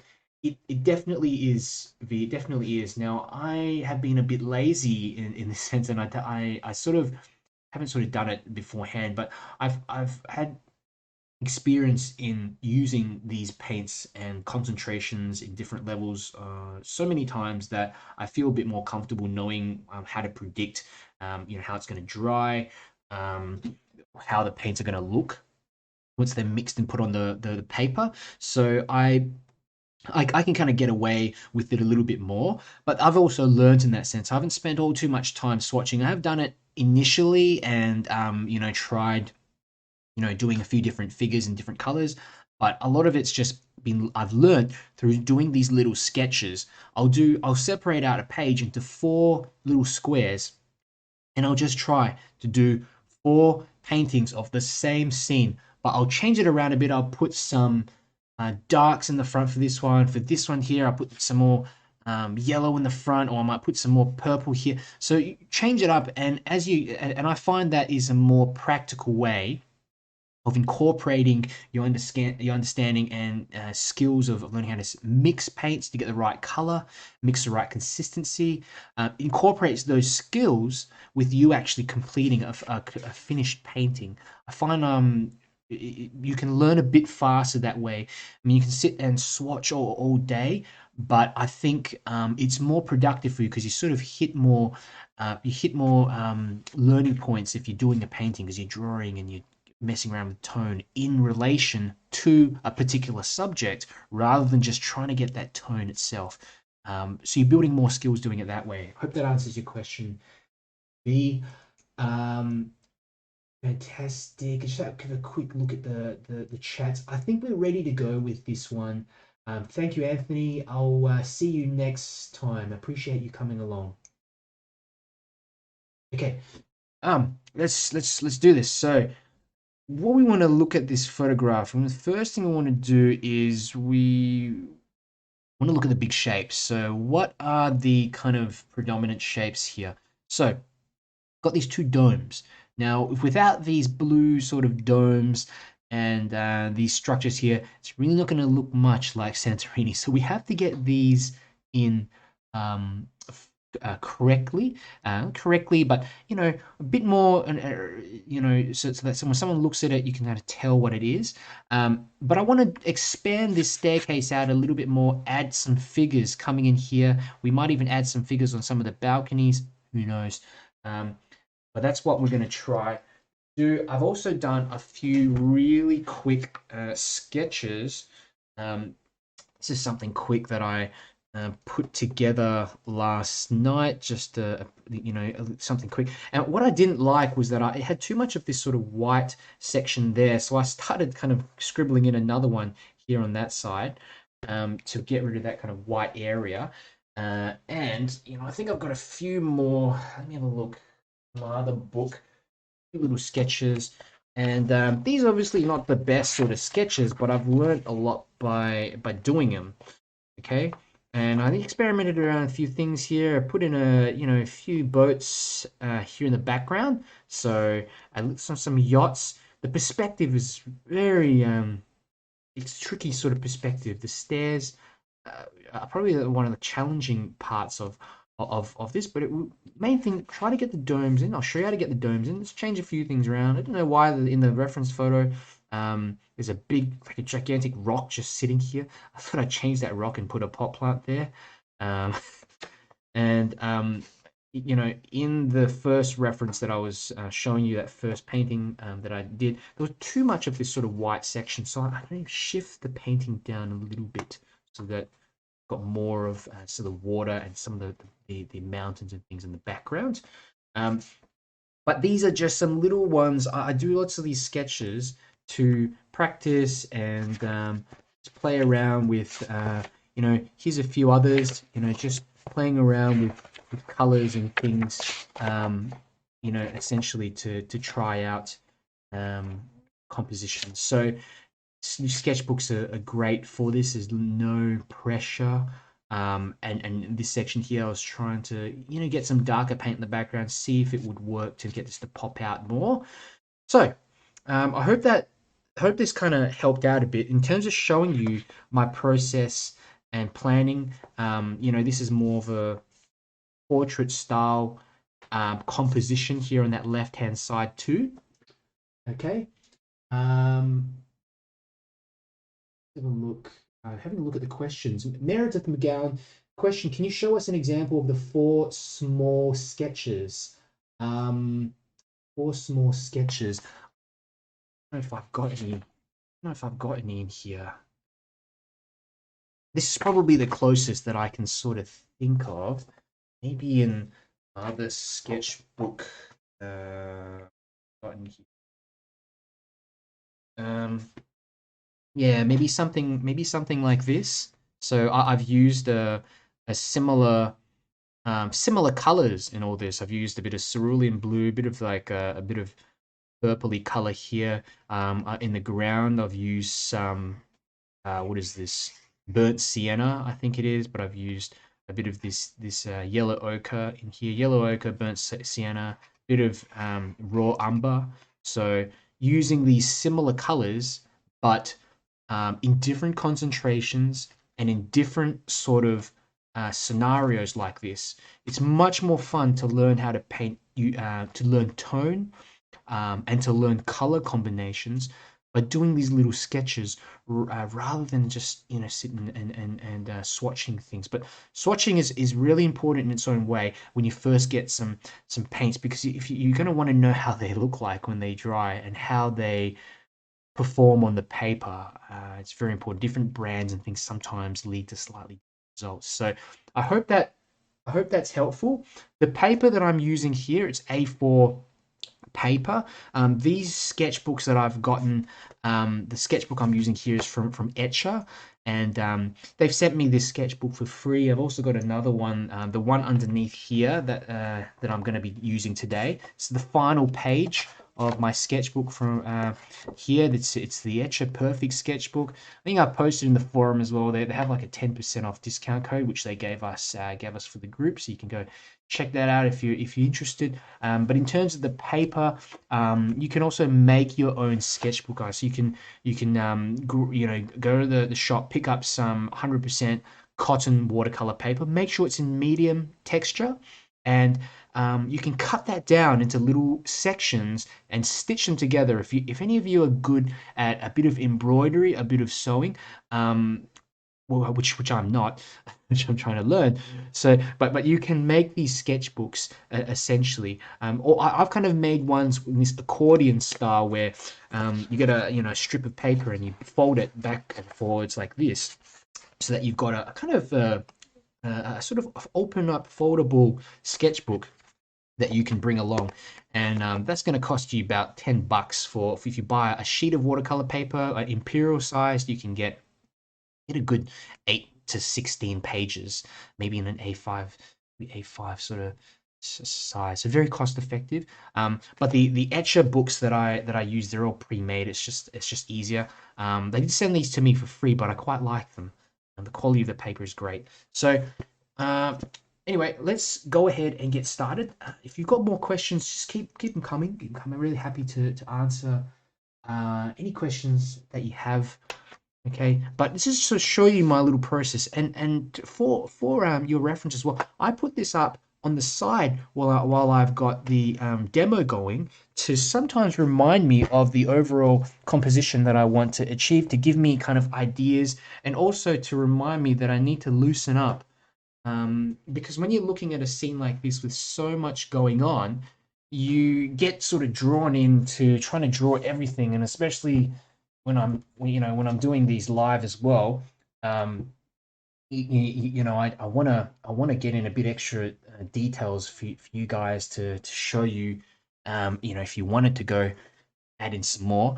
So I kind of got to remind myself, spending too much time in one section, stop and go on. So enough babbling. I'm just babbling a lot now. So we're gonna go straight into this scene now. One thing we want to do in the background, we've got a kind of slither of land out there. I'm just going to put a little line up the top here to indicate this horizon line. It's an interesting view. The vantage point is a kind of a sort of top-down view, and but the scene doesn't follow a simple perspective. There's multiple perspectives going on here, and the buildings are obviously they're on top of a hill and they're facing different directions.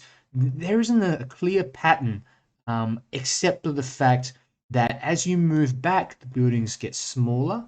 And there are some geometric shapes, circles, squares, things like that in here as well. So we're going to go ahead and get started on this. Now, one thing I noticed to begin with was there was this really a lot of this white sort of section here. I don't want too much of that. I want to shift the composition down just a little bit so that we can have more of the actual, buildings and details in as well. So I might start this dome. Let's have a look. Let's get the bottom part of the dome. We'll imagine it kind of starting, say, here. Okay, put in a few that sort of the base of it first. Yeah, 1, 2, 3, like that. A bit of the circle on top. Now, for a more complex sort of scene like this, if you want it to just turn out a bit more put together, I find doing a light pencil sketch over the top first, it really will set you up for a better result. Don't feel like you have to go straight in with the pen. I normally do, but with stuff that might require a bit more attention, I tend to go in with the pencil first. So there we go. Just a bit of that section of this what we call it, this dome. And does anyone know a bit about the history of these buildings? I wonder who created them, why they colored the way they are. I really want to read up a bit about it, but I just find the architecture um, just quite amazing. Um, you, it's almost like it doesn't. Some of the stairs, they don't follow a particular um, a particular pattern. They all the stairs look different, but then you've got these buildings which are so geometrically structured.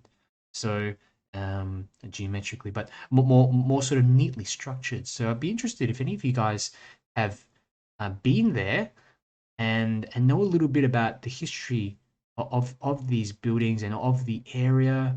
Um, you know, would be I'll be keen to find out because I'll read about it later.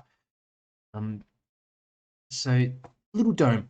Just put it in here. Just want to outline where it is generally speaking.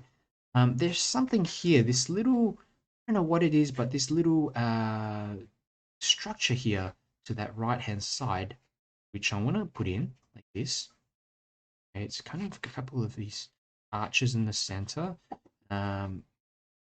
Again, we'll get this in the pen, but I hope that this will give me a little bit more of an indication, so that I don't have to guess all too much when I go on with the pen. Okay, roughly around the height of it, like that. This is probably a little bit bigger than it needs to be, but that's okay.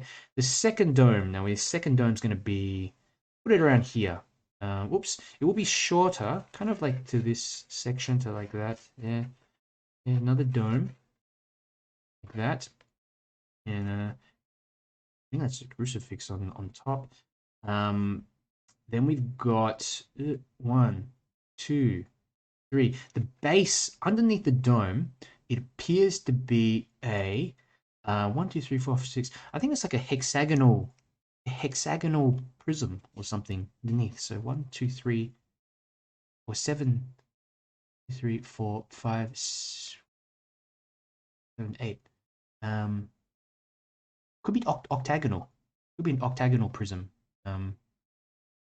I'm not sure, but it looks like there's 3 sides. There's 3 sides here, and there's 3 sides. So it's kind of like in Australia we've got like our 50-cent coins. I don't have one here, but they're about gigantic, and I think they're octagonal. I don't know. I think so. It just reminds me a bit of like the 50-cent coin in Australia. People see them, and when they come over and they think they're enormous. They are. How we used to carry them around with us. There we go. Bit of the base, bit of that base structure there. Okay, a little bit of that coming in like that. Again, let's not try to get too far into things. And the thing that I really want to emphasize is this staircase. Now, let's get in a bit of this section here of the staircase, something like this. There. Now remember, this is like a square, so we've got this section of this kind of rock, that's sitting on top of this. I don't know what it is. It's a part of the fence or something, and I can let's put a pot plant there, just indication of where I want it to be. Look at that, and I'm going to draw that. It's a rectangle. So it's a kind of a rectangle or a cube or something on its side. This one's just a little bit longer.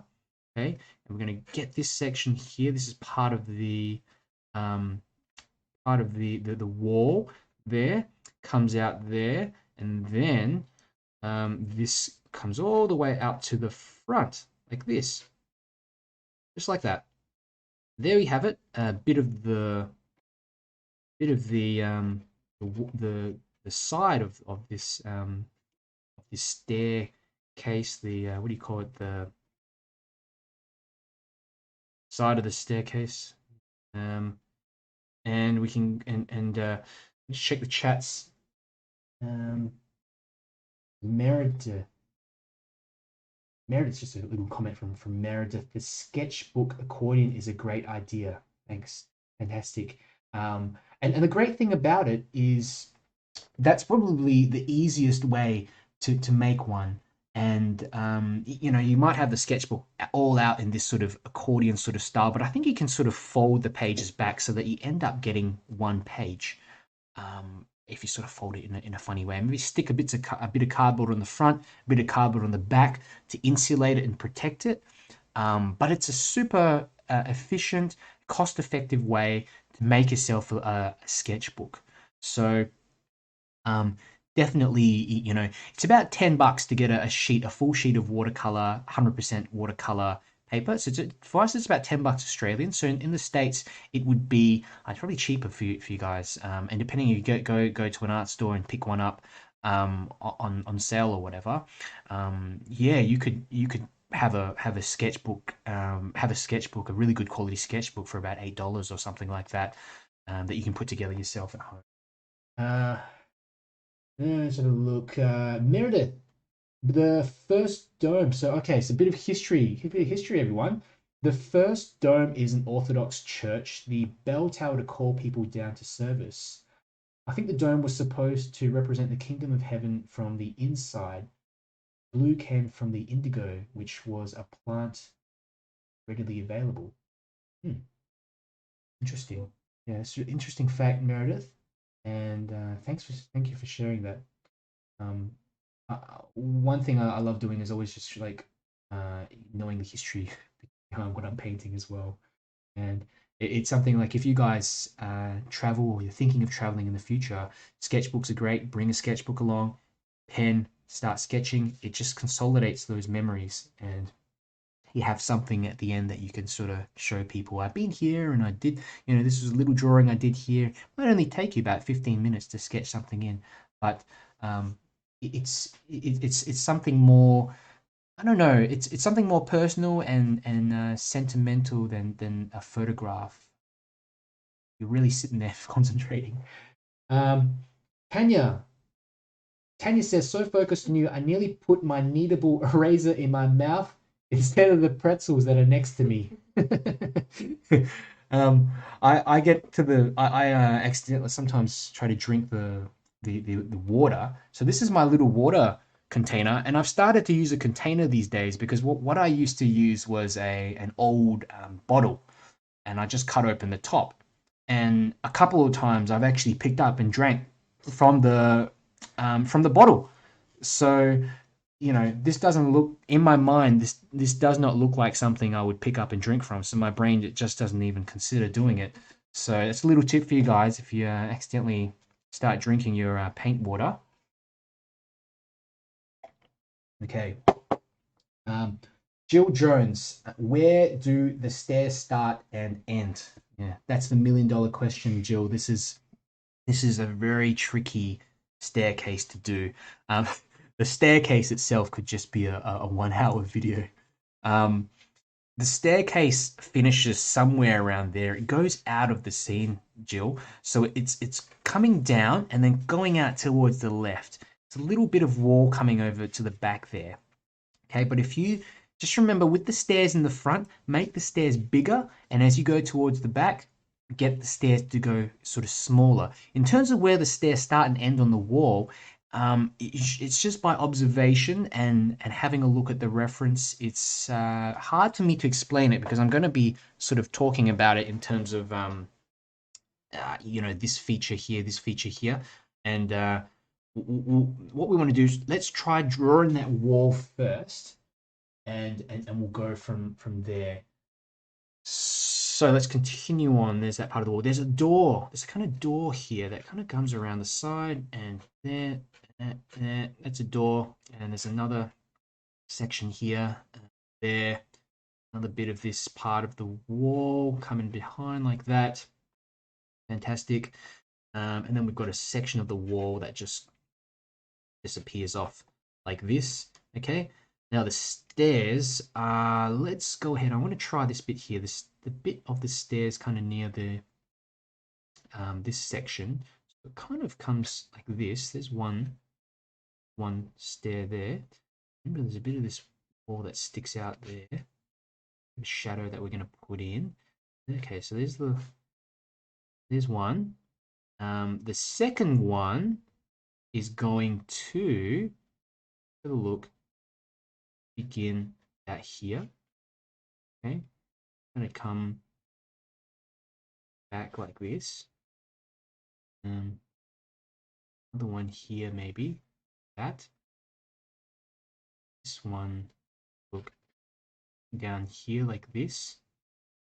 It's really by observation. It's very hard for me to sort of explain exactly where the stairs start. But one tip I will say is look at the wall and look at exactly where the stair starts and finishes on the wall. Like for example, these stairs in the foreground, you'll notice that they end right on the wall. But this one here with this that kind of joins up to this part of the wall, it sort of stops here at the edge of this wall. It kind of goes inwards in here, but it stops around about that section anyway for most of us. It kind of joins up there. So let's go ahead. Let's keep this moving. Another stair there, and again, these stairs in the foreground, we're making them a little bigger than they are really. Okay. Now another thing I want to do, I did say I wanted to get in some figures. So let's go ahead and just get a wall or something like that here first. Join up some of these stairs so that they kind of pop onto the wall a little bit more. Kind of end at some point. And you know, as we go down the stairs as well, I'm going to just put in a few more, kind of coming in this, cascading downwards, disappearing off. It looks like they're going downhill or whatever. Figures. Let's get some figures in here. Bring some life to what's going on. There we go. Just one here, and we might put. I want to get rid of this wall. I love this wall, so I'll put this one kind of overlapping, but closer, like this, there, and foot here. Let's have a look. A foot there and a foot here. That walking up. So we've got something there. We've got some figures. Got the domes. That's the most important thing I would say in this whole scene. The domes, figures, the staircase. The rest of it now we can kind of just wing it and draw in, you know, some more abstract shapes. So, you know, here if we look at this major dome here in the front, let's look beneath the dome and look around the dome. What objects are around it? So we've got these kind of two cylindrical sections of the building. There's a cylindrical section that kind of starts here, goes around like that. There's a bit of this white part in the front. It's probably the easiest bit. Kind of got a lot of leeway here to play around with it. And I've changed it around a bit so that we're exposing more of that dome. But I don't want to have too much of that white in there because it just washes out the scene if we have too much of it in there. Here we've got this kind of cylindrical object, whatever it is there. it kind of moving up there. Okay, but that's about it. I think for the pencil sketch, I'm going to go in with the pen, and let's start with the dome. So firstly, what I'll do is get in this top part of the dome, this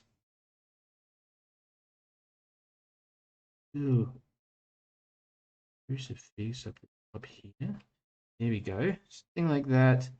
I'm going to go and now get the dome in, and this is why it's kind of makes it a lot easier to draw it in if you've got the pencil marks before to sort of guide you. Remember, the bottom of the dome is rounded. This, follow that line across.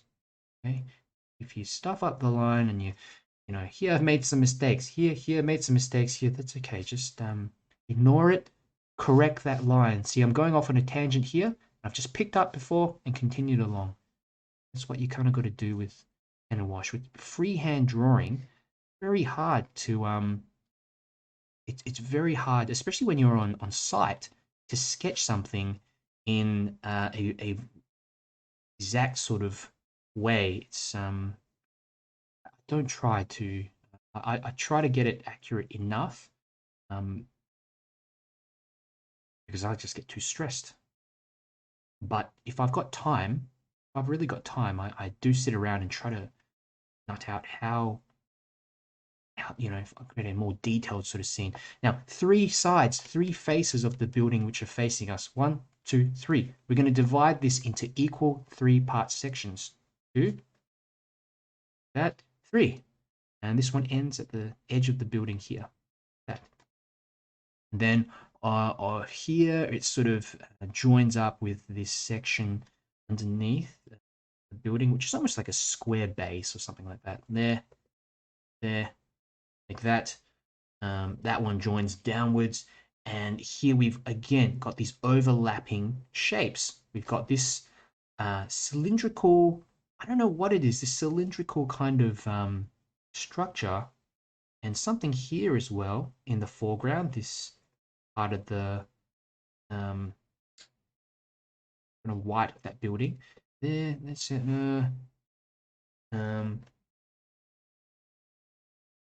Really quick question from Tanya. What size point are you using? So this is a 0.7 nib. I'm going to use this for the entire one. And thanks, Darren. Great session this morning, but I have to leave. We'll catch up with the videos. Thank you so much.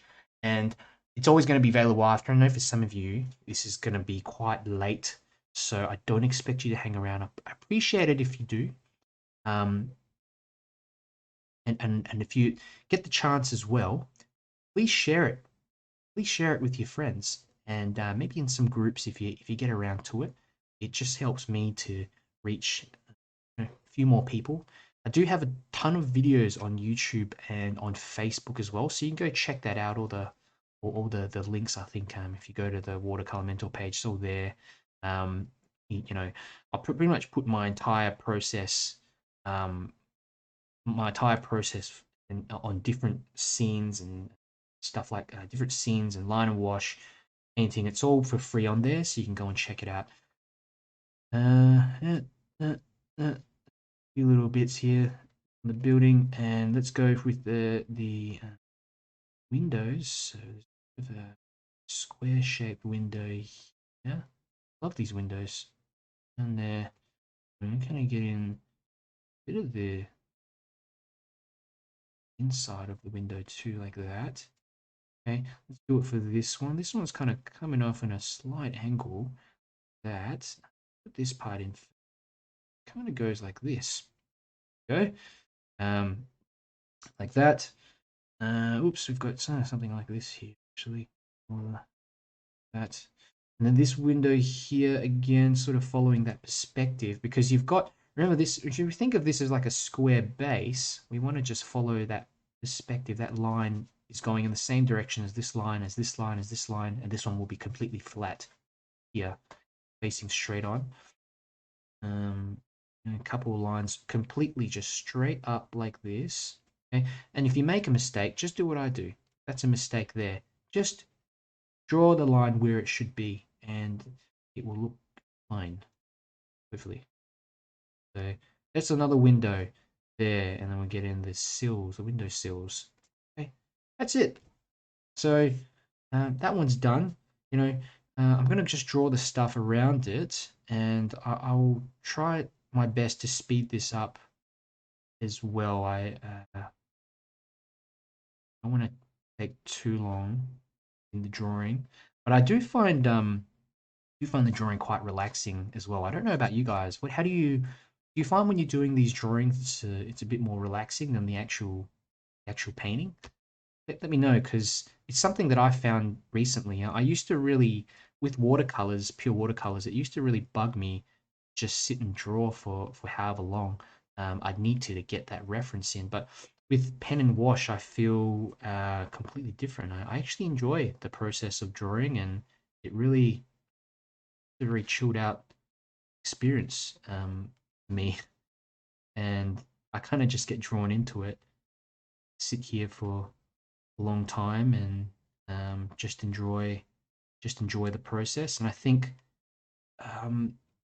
that's part of why we do art. I mean, if we're not enjoying it, or finding ways to relax doing it, then why are we doing it? So I sometimes I'm a bit hard on myself with my paintings and that, but I always remind myself to enjoy the process. You know, it may not look like a masterpiece by the end of it, but I have created something and I've learned something from it. And that's what I encourage you guys to sort of have that perspective. If you're a bit hard on yourself with your work, which I am at times, so I know how that feels when you're doing something, you're drawing something, creating a painting, it just doesn't look like what you envisaged in your mind. Yeah, bit of a mouthful, but there we go. Now, when you're drawing stuff, it should be this pot plant. What I want to do with that pot plant is get it in first. Why? Because it's in front of the dome, and it's also in front of this part of the wall. So draw it in first, we'll be able to get a more convincing feeling of depth. Now you can draw this line going around like that, and more so you can start. See, this dome, I've drawn it probably, it's a little bit further down, but again, I'm not using this reference exactly, so there's going to be some discrepancies here. We'll just make do. Let's try it. Every time I draw something, it always just turns out a little different from last time. Not a bad thing. It's just trial and error. And sometimes you can come up with something that you like and you didn't even anticipate for it to look that way. So this is kind of using and then there we go. Section at the bottom. Down there like that. There's a little thing here, there, and guys, at this point, don't worry at all about. I keep saying this. Don't worry at all about getting this exactly as per the reference. Now, there's so many overlapping shapes and things in here that it can be quite quite intimidating and quite a struggle to get everything in exactly. So don't try. Just try to get in what you can, and if you make mistakes, just move on and continue. No one's going to be able to tell the difference, at a glance anyway. So you designed this building. There we go. Look, another window there. What have we got? We've got a little dome here, but I've forgotten to put in this plant. Let's get in a few little leaves. I don't know. This could be like a cactus or something. I'm really not the greatest at drawing plants or flowers, as you guys have seen. I don't really do all too many florals and things, but look, let's try. Look at this. It's maybe a flower. There we go. This one is enormous. I don't know why, but this flower is enormous. Excellent. Little comment from Don. Don says, I agree with you about enjoying the process. When I do my sketchbook line and washes outside on a nice day, it's fantastic. I get drawn into the sketch and even go walking around the area that I'm drawing. It's also great fun when people come up and talk to you. Now, yeah, that's a good point. You sort of zone out and you forget the time, and then I don't know about you. Sometimes sun starts to set, you don't even notice. But for some people, I know it um, can be you can get a bit anxious when people are watching what you're doing. They're coming up, having a look. What are you up to? Or they try to start a conversation here and there.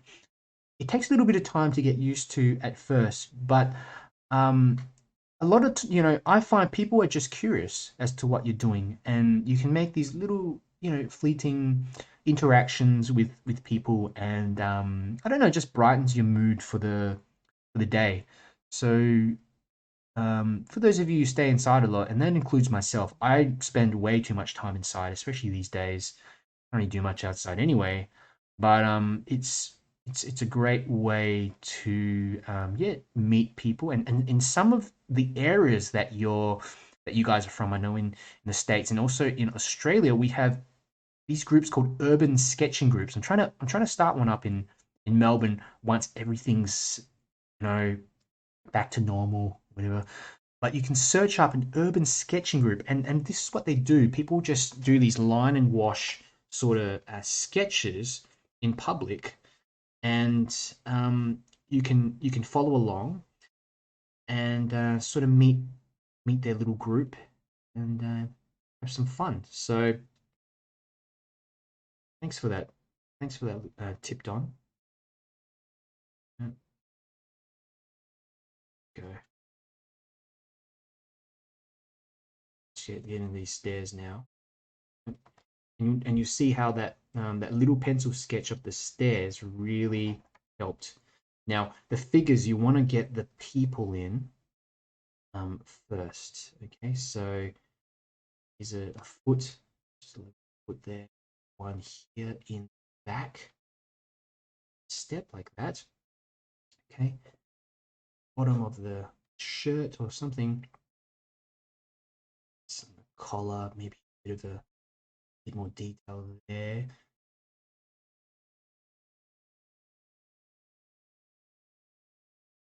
It's like a shirt top, whatever. And you can have an arm. And we're coming down the side there. There we go. There's a hand, a couple of hands there like that. And you get the head in. Yeah. People always ask, why do I draw all my figures with this square head? Um, sometimes it just for me simplifies it down. So this is a little bit rounder. In fact, this looks like an egg head. We all got egg heads. That's how well, most of us anyway. So people come in different shapes and sizes, and it's a great thing. Makes life interesting. And here we go, a bit of little smaller figure in the background playing catch up, coming up the stairs. There was a wall there, but it's gone. It's eliminated because we've got this figure in front. There we go, walking up the stairs. Here we can start to draw in stairs overlap. Maybe look here. Maybe yeah, there's one here. Cut around the figures. Super important. One here. Up. That.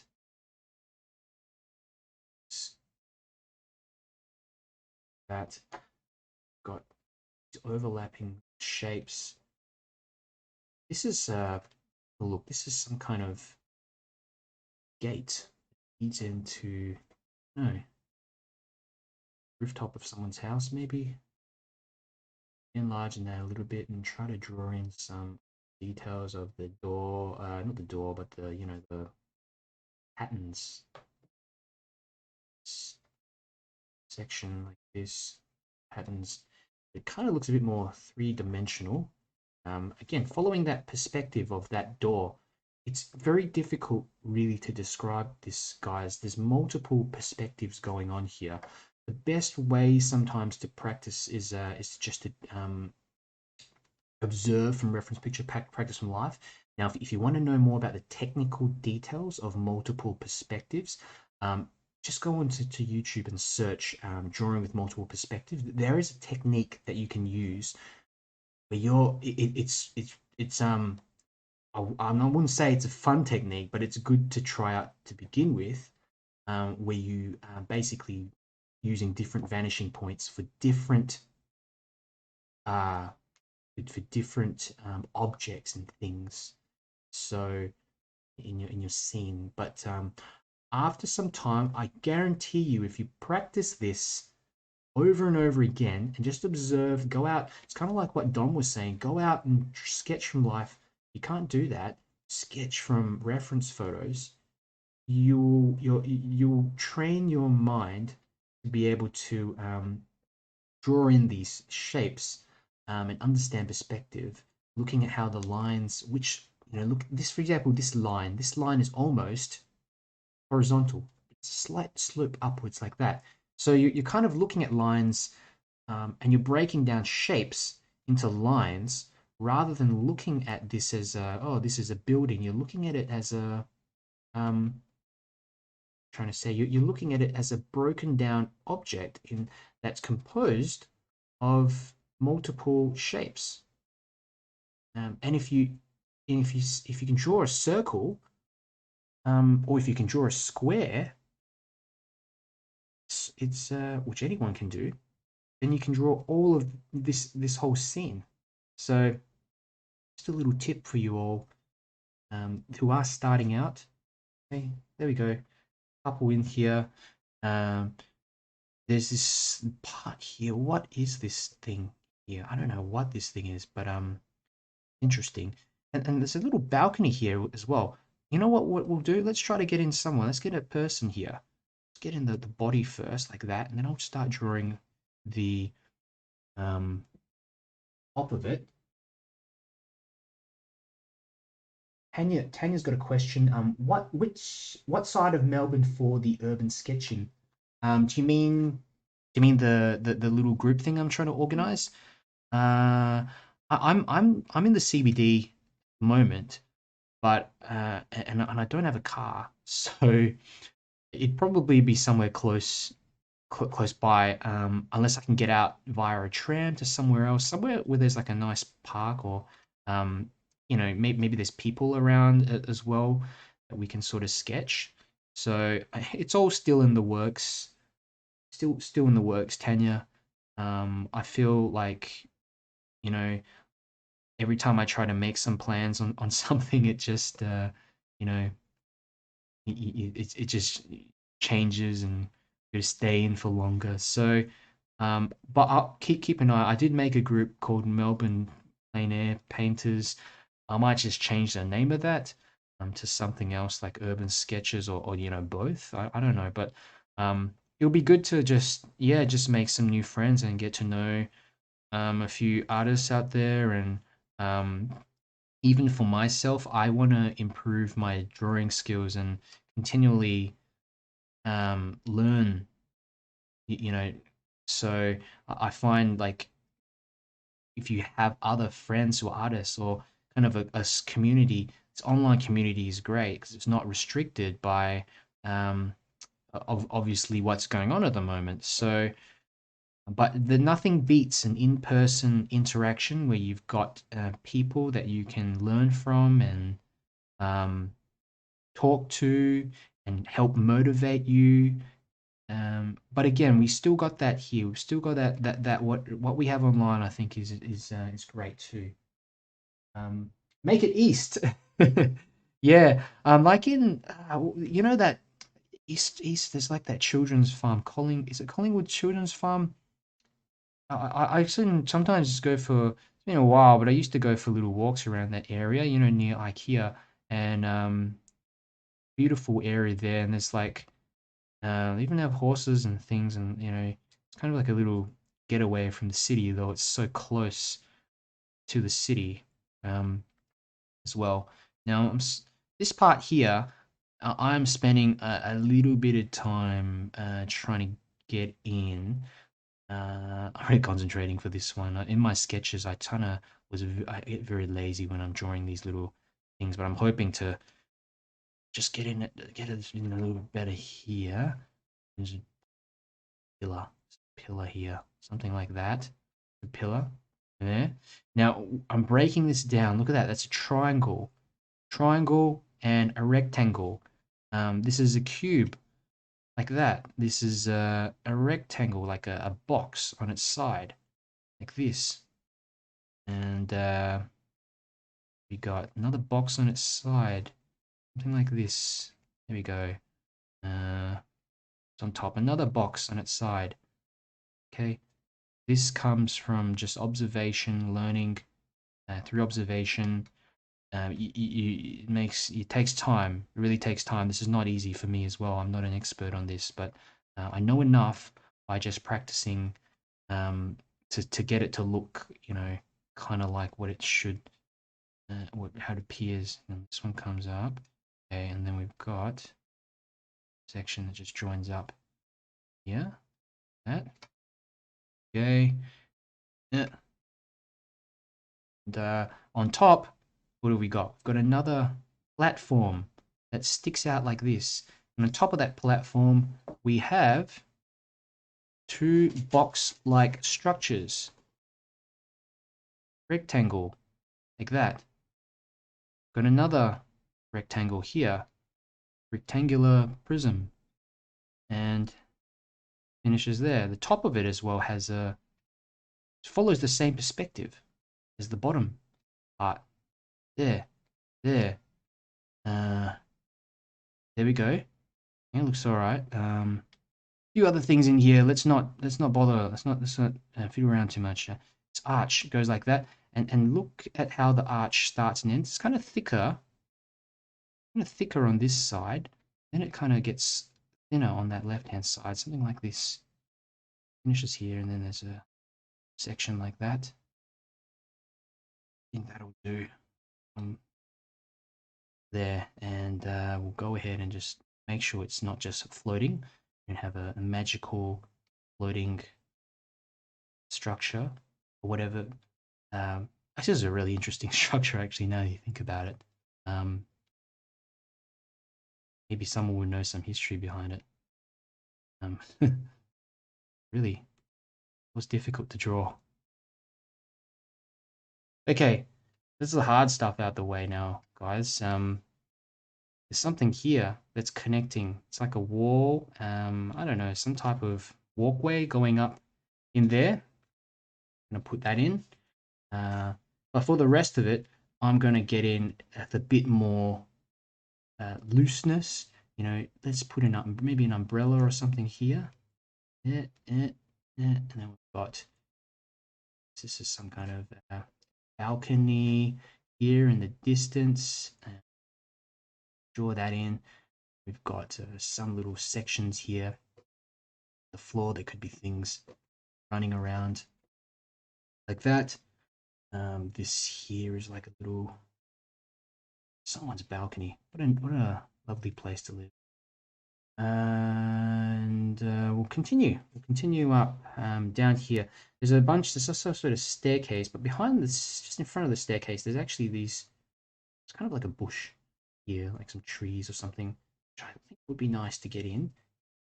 Exaggerate a little bit to help frame the figures and a bit more detail going on in there. I'm also trying to just create that sense of stairs going all the way down, maybe across the scene. It really doesn't go down that far, but put them in. Now the stairs here, there are some kind of stairs running down, kind of like this. Where does it go? It's actually behind here. This tree, something like that. Yeah. So let's get in some of those details. There's some stairs.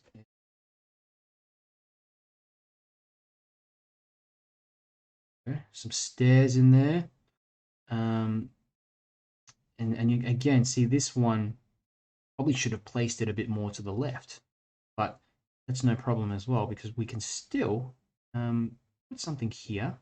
Maybe I can extend the stairs further down. Oops, how am I doing it? 1, 2, 3, 4, 5, 6, 7, 8. There we go. Extend that down, connect that on to that sort of staircase there, and there you go. I don't really tell what I've done. Another bit there in the background. I like this section here that has a kind of there's some figures here sitting on the balcony, so I can sketch in a couple of little people here standing on the balcony. Bit loose. It's okay. They're just sort of standing on the balcony. Off in the distance somewhere, there could maybe be a section of a house or something which I'll imagine I'll put in there. Let's get in another section of a balcony or something here in front. This could be someone else's rooftop. Yep.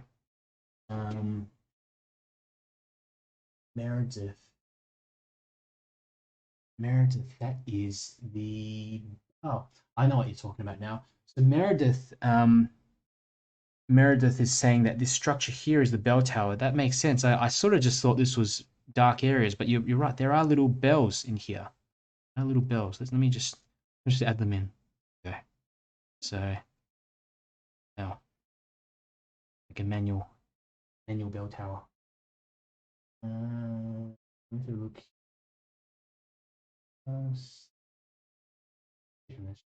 Chats. Anywhere on a train line would be good. Marianne Levy says. Yeah, fantastic. Yeah, that would be good for me as well because I don't have a car here. Probably gonna get one someday, but I've just never, no, I've never needed one in Melbourne. I've moved from Perth back in, when did I move here? Back in 2016. So I sold my car. I had a motorbike as well. Sold that motorbike, and that's probably a good thing because I got hit by a car on it on the freeway back in Perth. But I escaped without any like real injuries. To be honest, I got some scratches, some pretty nasty bruises, but and I'm still getting sidetracked. But yeah, like anyway on a train line would be good. Yeah, let's see once this all finishes, I'll post it in a few groups, and then if anyone's interested, you can come along. Myrtle, I'm from Melbourne too, and I've been looking for a watercolor teacher slash class in person. I'm excited. Hope I can meet you one day in your group. I'm excited. Great to hear from you, Myrtle. I would love to actually meet some of you in person, and yeah, we can just go hang out and do some sketching together. Uh, like the botanical gardens in Melbourne is a pretty nice place to sketch. There's so much inspiration and draw from that. So yeah, I keep an eye on what's going on, and just message me later once things start to settle down, and I'll organize something. It'd be great to catch up with some of you guys, do some sketching together. The three bells represent the Trinity. Interesting. Where's the third one? Okay, I can see two. Maybe the third one's fallen off somewhere. And Myrtle Victoria. Yeah, botanical gardens. Yeah, that's what I see that chat before, but that's a good one. Ooh, Yvette. Darren, I have to check out now. Thanks so much. We'll watch the replay tomorrow. Awesome. Appreciate it, Yvette. Taking a bit more extra time on this one, and I know some of you probably got to leave and do your own do your own thing. So that's all good. We'll have lives, and this is always going to be available online for you. So don't worry about it disappearing or anything like that. As long as Facebook doesn't delete it, it will always be here. All these little lives, just fun for me to do. So it's good to have them up. A little bit of hatching here. All I'm doing is just adding a little darkness into the sides of these these, what do you call them, walls. We're imagining we're going to get a light source coming from the right, moving towards the left.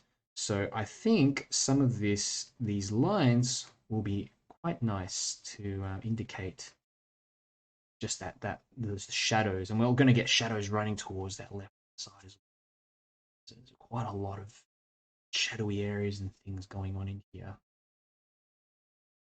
But I'm not going to hatch all of it because I want to get the watercolors to do a fair bit of the work too. Say little bits of detail here. Now another thing is that we've got this section of land coming out. We want to do that a little later. Just work on these buildings a bit more. I like to, if you've got the reference picture, zoom in to this section, pick out a few bits and pieces that you want to include and just sketch them in. Like I really like this wall. I don't know what it is about this wall, but I really like this wall here. Let me just get this little umbrella or something in here first. It's like a chair, someone sitting here. Someone just sort of standing rooftop. Good time. Some objects and stuff there. Well, there we go. All the figures standing on the rooftop on this one. All imagined. It helps when you're doing some of these line and wash beach sketches that I've always I do so many of these. Scene is quite straightforward. Something like that. It's like a mini scene within a scene. Okay. This kind of goes down, does something, again, not perfect, but I'm making parts of this up as I go. Okay, couple of rocks. You'll lose your mind if you try to get this exactly as it looks. So you're gonna have to pick out. You have to pick out the things you like. Now stick with that. I like these bits. A little shade or something. Okay. It looks like someone's got a table here, like some kind of. Zoom into the reference, you really start seeing things in here you didn't notice before. I don't know. Maybe that's a chair, or obviously got to have something connecting onto it.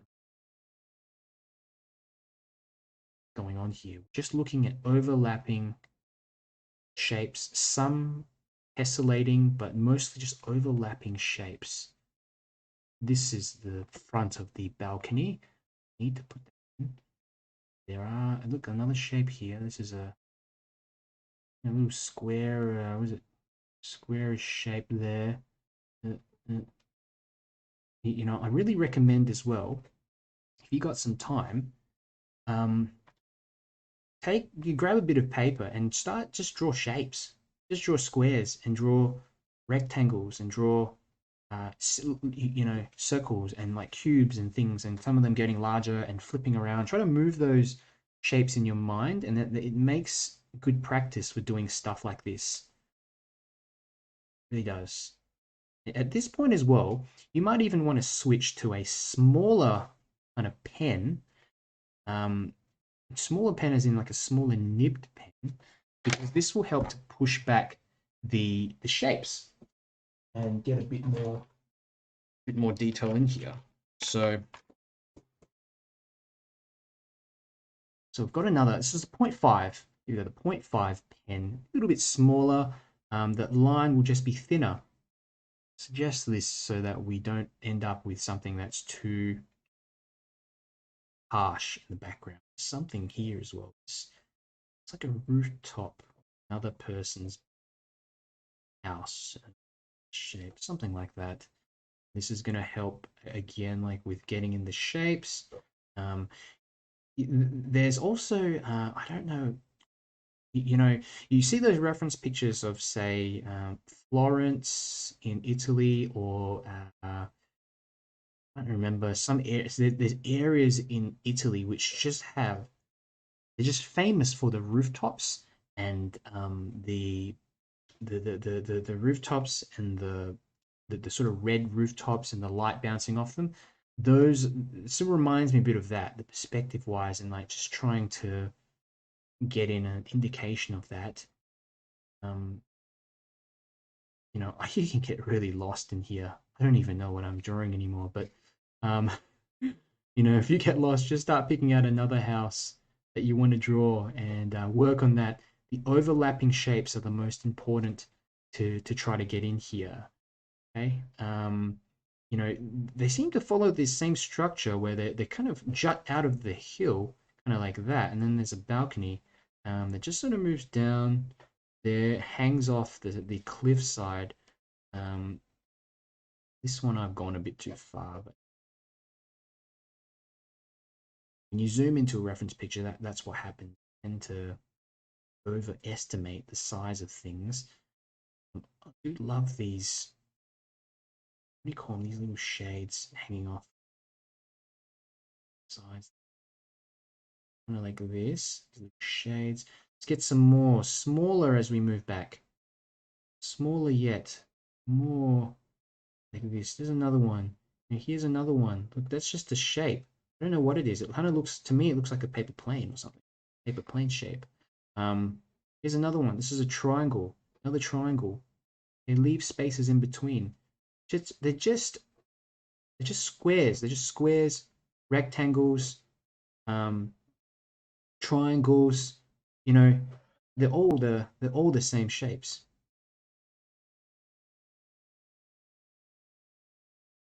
There we go. Another bit here. That. And I think I should sort of do for that section.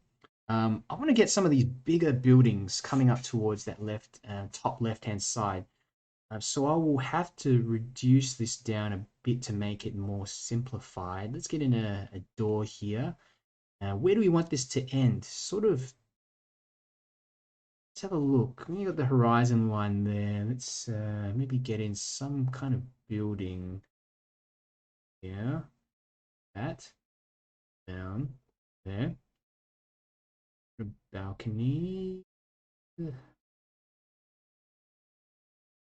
I don't know what I'm trying, but here, up here, there. I'm gonna have to make this bit up, guys. Get up. Building. It's just a building. It just goes up. You know. So there's maybe some window. We can put in a window here. Something like this. Just kind of coloring in some of the squares so that we this window. Yeah. Okay. And there's actually some kind of balcony moving across this section. So just a bit of this coming there and then there. What else do we have here? Another kind of, you know, another rectangular shape. I don't know what it is. It's just a rectangular sort of shape there. Look here. I think that's okay. You know, there's some of these tops of these umbrella things indicate some of that. We can have like an open one here so that the viewer knows that they are umbrellas. If you've got an open one next to some closed ones, it's just going to make a bit more sense. That, you know, again, this is not exactly the reference. There's even a, can you believe there's even a boat here? Someone's got a boat on their balcony. So, but as we move across, we're going to start putting in the land now. I'm going to imagine a few shapes here just to put something there. There we go. But we're going to imagine a bit of the land to kind of come across in here. It sort of comes down and then hits the building here. Something like that. Okay. And I think we're almost done. 𝗪𝗙𝗎𝗓𝗛 looks awesome so far. A lot more detail. Thanks, Shinolan. And you know, people often get intimidated when they look and they work from a reference picture that has a lot of detail. One thing you got to remember is that you don't have to put all that detail in. And the second thing is that when you're working from a complex photograph like this, even if you reduce it down and simplify it, in the absence of the reference photo, it's still going to look pretty complex, and there's going to be enough in there to work with. Don't shy away from stuff that has a lot of detail. Try to challenge yourself. It's good that you guys kind of put me on the spot and asked me to try out different scenes, because I probably wouldn't have tried this one out if you hadn't asked me, because it's not easy. And we often try to stick with things that we know. We only we only grow and we only learn as artists when we try something different every now and then and change things up. I've done a checkered pattern here over this window, okay? A little checkered pattern, and I'll do the same here for this one. You can barely see it, really. Barely see it. Just color in a few of these little blocks. Yeah, down, something like that. You know, it's not so necessary, but just something I've decided to put in. The background. Now, here's the horizon line. Let's just draw that in. Okay, I've got a, what is this, a 0.5 pen. Okay, draw the line. If you stuff it up, just like that, I've stuffed that up, just continue on, correct that line. Just make sure it's pretty straight in the background. Otherwise, it might be kind of off-putting to the viewer. There we go. Straight line. And we have mountains and things running along in the background. There. Let's get some odd shapes there. Another one here. That. And let's put in some boats. So little yachts like that. There's a yacht there. Just triangles. Just look at them as like triangles in the water. Okay, there's another one. And remember to sort of space them out a bit more as well, so that they kind of look, you know, and as we get into the distance, look, small ones, little ones here as well. Okay. They could just be triangles distance. For some of them further away, little triangles. But I thought this would be a nice sort of addition to put in here, because we've got all this water and it is quite dark. So, you know, I think it's important to make sure that we've got some whites to break up this section a little bit more. Okay, here we go. There we go. I have a few in there like that. So, guys, let's get started painting this. And I'm going to do a real quick version of this painting, because I know we're probably running a bit out of time. But if you're still following along, please let me know. Let me know in the chats. I really appreciate you all being here, because as well as, you know, helping to teach you my sort of process, how I break this down, it motivates me a great deal. It kind of inspires me to continue doing these, and you know, on sort of streams and stuff, when I know it's benefiting you. So I'm really happy to have you all here. So just comments, just having a look at the comments. Donna Hanson, very nice, and Angela still here. Fantastic. How you doing? How are you guys doing with your drawings? Are you keeping up? Is it making sense? We know. Tanya Wick, big difference in the detail of the one you worked off compared to the one you posted. Would love you to post the updated reference picture too, please. Yeah, look, sorry about that, Tanya. I had a couple of reference pictures, and yeah, the second one just has like a bit more of the buildings, and so I'll pop that in the discussions later. I just didn't want to confuse everyone by having, you know, 3 reference pictures of the same subject. So the main one that we're going to be using painting off is the one that I've uploaded in the discussions, which has a very obvious shadow pattern, which I love. Great. And we've got a few people still here. That's awesome. 𝗪𝗘𝗕𝗦𝗦𝗘𝗦, Jill Jones, Ellen Whitney, Marianne Levy, awesome. Ellen, I gave up and just watching. I'll do it this weekend. That's okay, Ellen. There's always another time to try, and I'll post this up as well so you can have a look at what I've done later. So it's you're doing really well if you're still watching, because it's guys, it's 3 hours. It's almost 3 hours. I don't even know how. This is enjoyable for me. Like I can sit here for quite some time drawing, especially because it kind of inspires me, just knowing that you guys are here and you're learning something from it. But I know it's a lot to take in. So don't feel like you have to learn it all in one go. This takes time to figure out. Okay. Um, Myrtle, still here, just watching, absorbing everything, and then I'll draw and paint after this. Fantastic. And something like this, which has so much detail. Now, if you can draw and you can paint this, you can pretty much draw and paint almost any scene out there.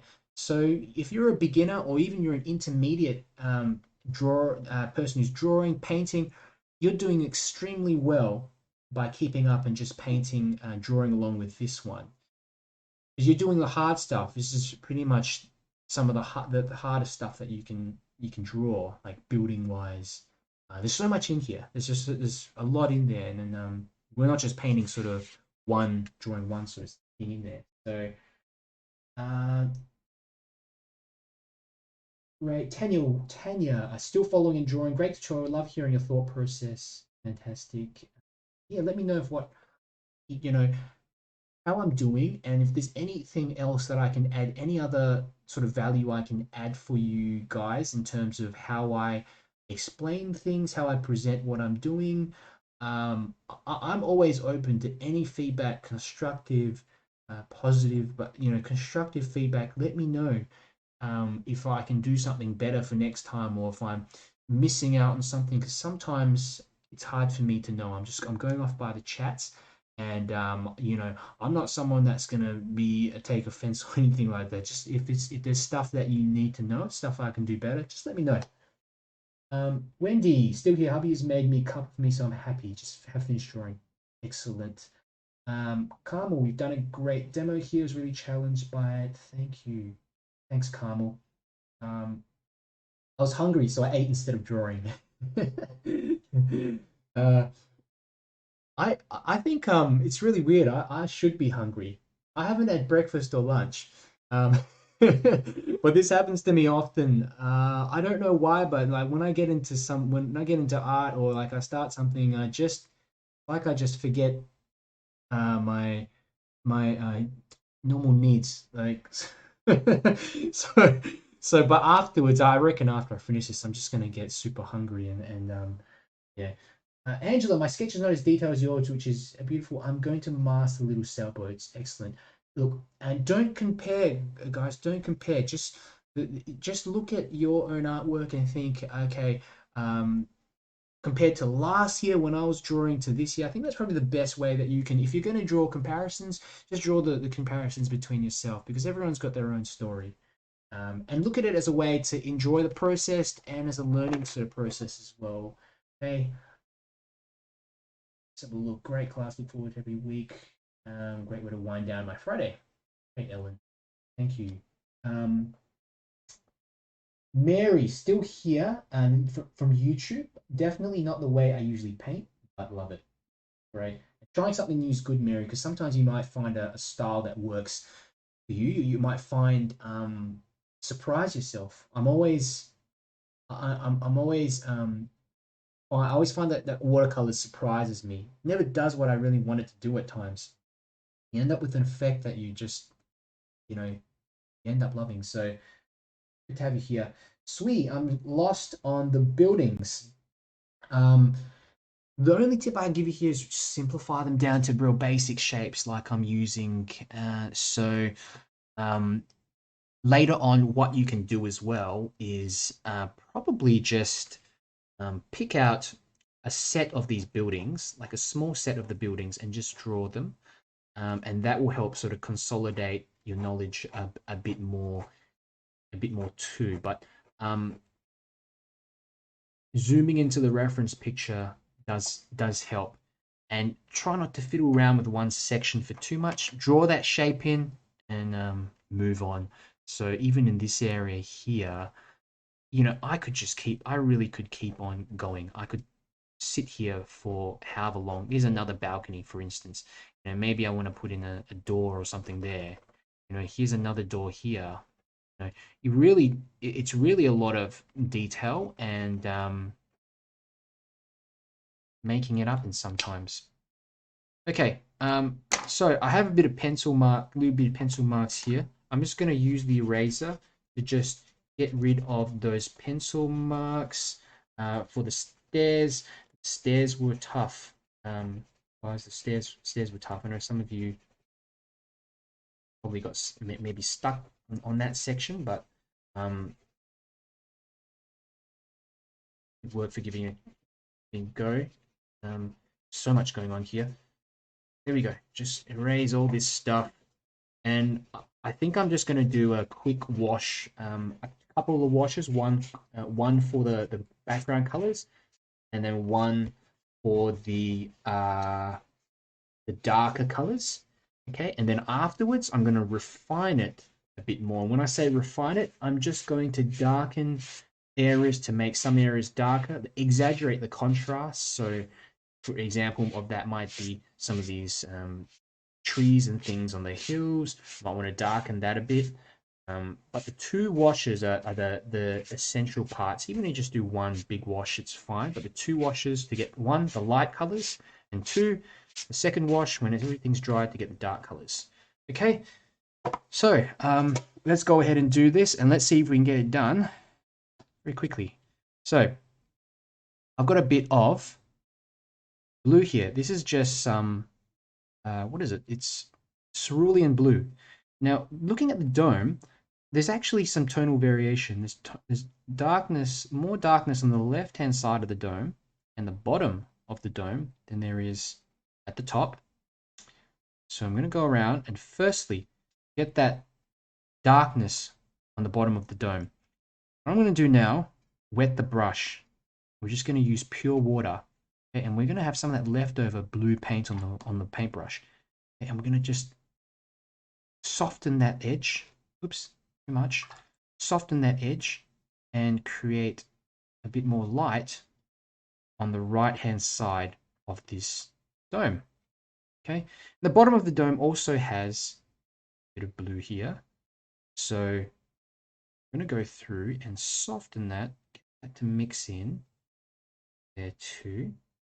That okay, and you can also go back into it. You can drop in some more blue paint in here, stir it around a little bit while it's wet. Don't fiddle around with it too much though. Just have a bit of a play like that, what I'm doing, but leave it to try. Let's see what happens. Yeah, main thing, bit darker blue on the left hand side. Got these like flowers here. Maybe I'll try to get them in a kind of a bit of yellow. Cutting around the flower that I put in here. It's really a bit tricky. Yeah. Smaller paintbrush works. Yeah. Go. Concentrate.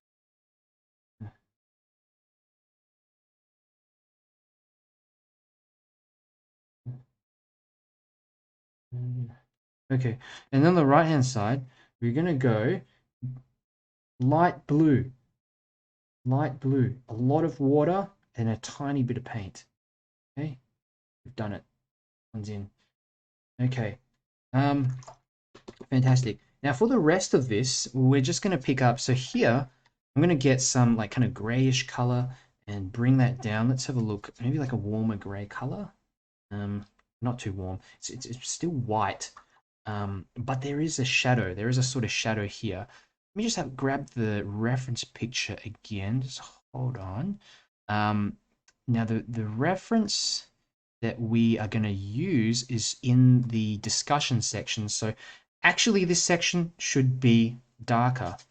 Okay, so I'm going to create some darkness here. that, and get it while we can to blend nicely. There, there, there, and it's going to come all the way down. This whole section here in the back is just going to be dark. Here, there, and you know, we can add some warmth in there as well, a little bit of warmth. In fact, there is a slightly off-white color, and I have on my palette a bit of this color here. It's titanium white, a little bit of titanium white, which is a kind of off-white color.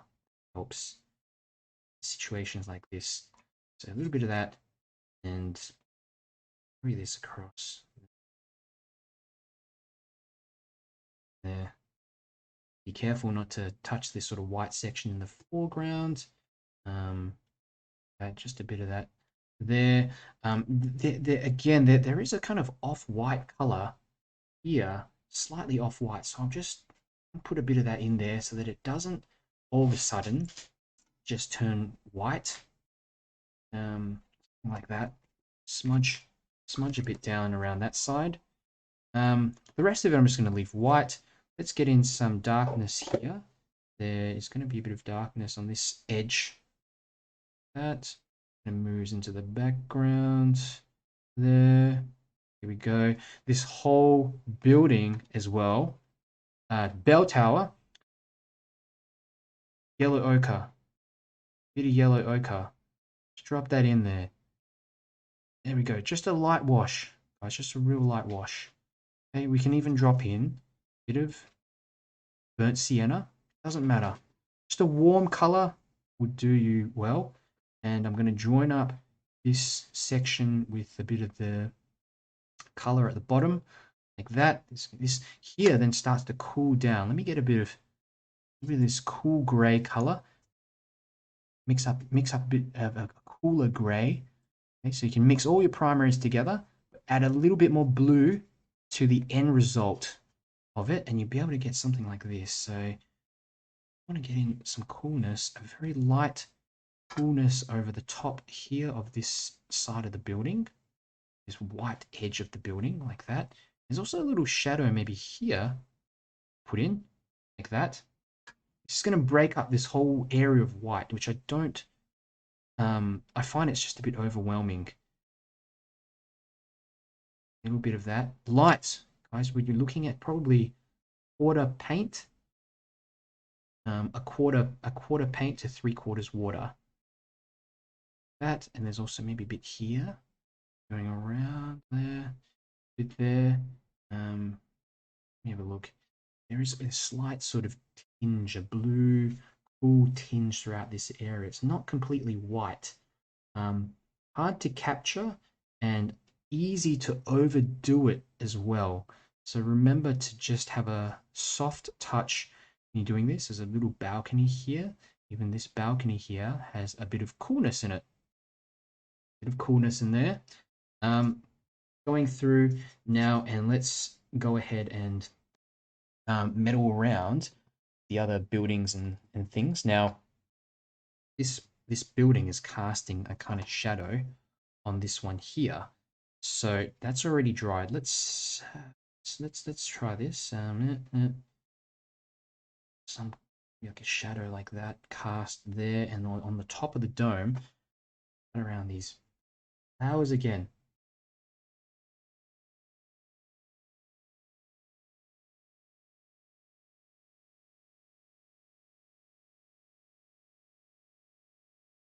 Sharp edge on the building that imply that shadow is overreaching that building.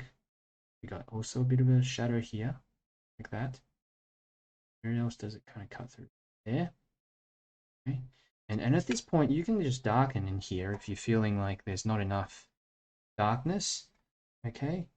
Guys, we don't have to get this perfect. Just a sharp edge on top of the roof of this dome is enough to imply that this building here is casting a shadow to the left. Okay. And this is something like I'll talk about later in terms of like darkening the shadow a little bit more, especially in these sections. that I will do afterwards as well. So there's actually this section here, which is darker than this other section. Sorry, than here, that's kind of whiter, that's lighter. The sections in here are darker even. So when I go through and I sort of add more details, that's exactly what I mean by, yeah, just like darkening up some areas and reinforcing some other areas. Here we go. Look, this side here, we're going to put in a bit more blue, a bit more of a bluish gray. Okay, so here, there. I want to get it, you know, fairly dark. Leave the whites. I really want to leave those whites in there. Okay, let's get that left-hand side where the shadows are coming in. A little bit of that. Okay, we can even change the doors. We can put some, I don't know what you want to put in there. A bit of warm color might be good. A little bit of, look at that, just a touch of burnt sienna. A little bit of warmth, you know, indicated the door. Something like that. The rest of it, blue, a bluish gray, leaving the top of that well. And then the shadows, which is super important. We're going to get in just a moment, but before we do that, I want to get in some colors for these figures. What can we do? We can put in some, what's this color? Oh, purple, or pinky sort of purple. Maybe some of this color. Let's get a purple color in for this person. Shirt, just a light wash. Now remember, the person is still in almost direct sunlight. Almost in direct sunlight. I just want to get a little wash of color over them. This. Bring the legs down. And I'll probably emphasize the figure a bit more later too. Okay. The arms and skin tones. So mix up your own skin tones. I tend to use a bit of a mix of yellow, pyrrole red, and you can use some different browns and a bit of blue in there as well, depending on what you want. The skin tones, so I'll just use a bit of this. Just use a bit of that. Done. And now I'm going to pick up a little bit of darker paint and move that across to get a shadow some of these areas of the wall. Okay, like that. Really want to try to get this to join in to the wall at the same time, leaving the whites of the wall to there. Shadows come through the legs of the figures all the way down, all the way down. Okay, but the left-hand side, I'm just going to kind of leave white, but I might change it later. Maybe on top of this wall as well, I'll get in a little bit of color in there. There is color in there. This plant, I think that red and yellow mix was really good. You know, those terracotta sort of pots, something like this. It's a nice sort of color in it, and it also contrasts a bit with the blue in the background. Some green for the trees and shrubs. You know, you can even pick up some sap green, which is a bright lime colored green. Okay, but I don't want it to mix too much. Now, the green is good here because if we're using sort of kind of reddish skin tones, you'll find that it's gonna create a little complementary situation here, like that. Okay, I can emphasize that more, even for this figure. You know, might be wearing a red shirt. Make it too red, but like that. Yeah. I've gone down too far, and I've gone into this figure's arm, so we can lift up a little bit of that paint. Fantastic. All the buildings now in the background, I'm going to get in with a level of just really warm colors, but not all of them. We're going to leave some of them white. So a bit of yellow there, and here maybe. Join that on.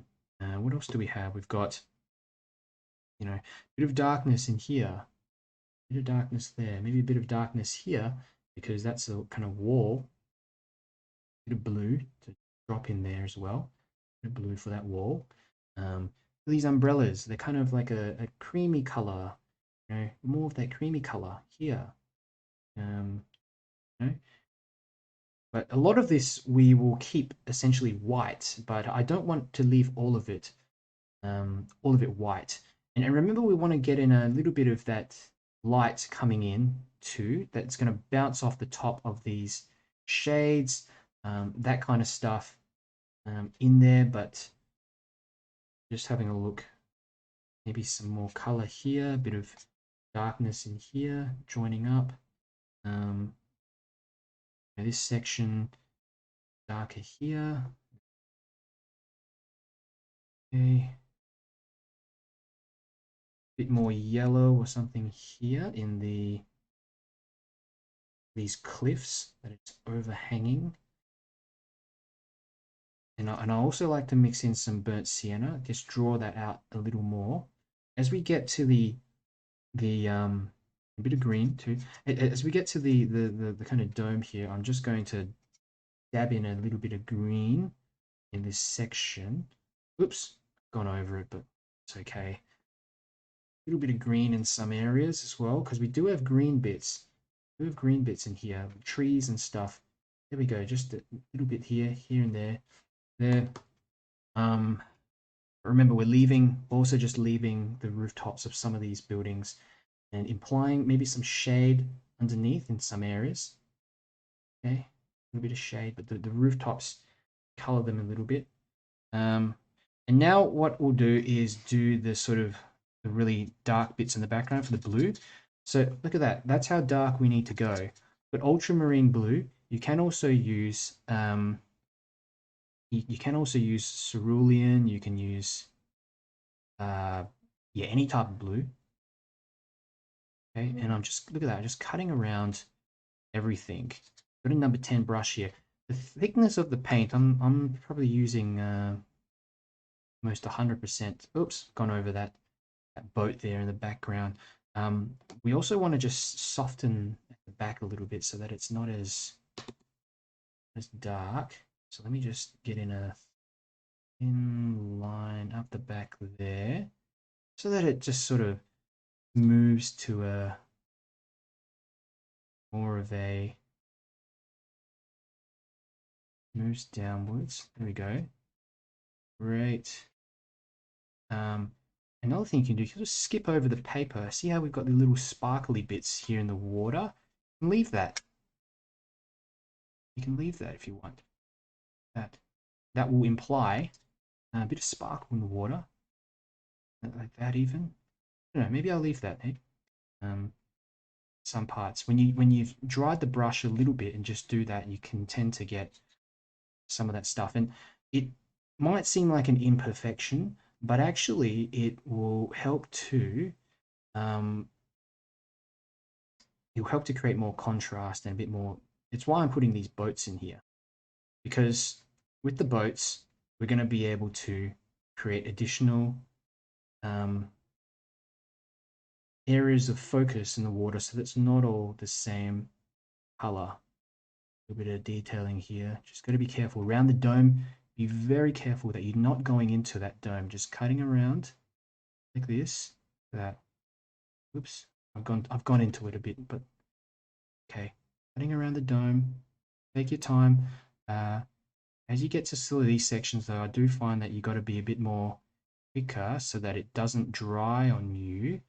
The wash is actually slightly uneven in areas, but I'm gonna drop in some little waves and things I didn't do in the other one. There we go. Look, more. We've got to be careful here as well, just where we've got the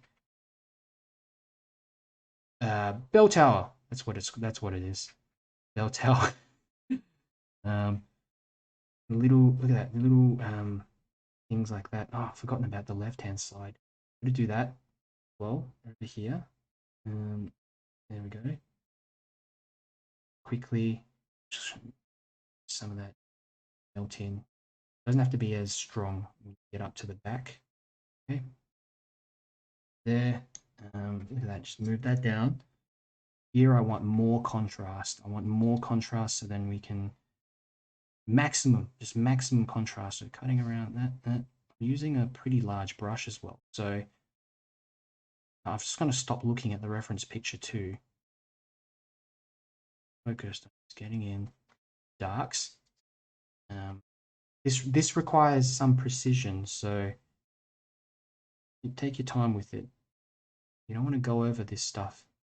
Yeah, you want to leave it the color underneath this section. That might be there, there, like that. Bit more on the right hand side. So you know, this is a full tone. Full tone. It's almost, there is water added in here, but just enough to make it liquid. Okay, then you can pick up some you know, little bits of the paint and just drop it in like that. Just make sure that it's thicker than what you're using. Usually thicker than the paint that's on the already dried in there, slightly dry. Drop that in, little indications there. Now, what we do, we're going to use a light wash of blue for the sky, like this, light wash of blue, before we do the mountains, because I want the mountains to sort of settle in a bit more, keep that sky pretty light. We want it to contrast with the water. So all I'm doing, I'm just mixing whatever's left on my brush with a bit of water. And with your blues, I find they just go forever. Little bit of blue mixed into your water just turns it into this blue, light blue sort of mix. Okay, bit of yellow ochre and a bit of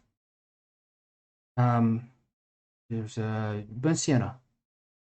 Let's give that a try. Some warmth. We need some warmth running through here. We've got all this blue.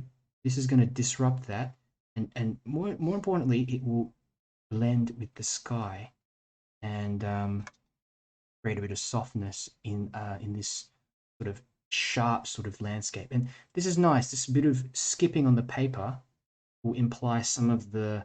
There's actually, I think it's something on the mountains. I think those. I thought it was snow for a second, but that can't be possible. Or maybe it is. I don't know. I've never been to Greece, so I think they're buildings on top. That's it. That's all I'm doing for them. The only other thing you might want to do is you can drop in some more darker sections in here. But don't go overboard, because in terms of perspective, aerial perspective, we want the stuff in the back to really be lighter and melt in. So this is looking all right for me. The last thing, you know, I might want to do is just think of darkening some of the buildings, like this one here. I thought, how about a bit of color in that building? Leave the top kind of white like that. Mix that in a little like that. Whoopsies. Went over my other painting on the other page. But that's the gist of it. So later, what I'll do, I'll go into it.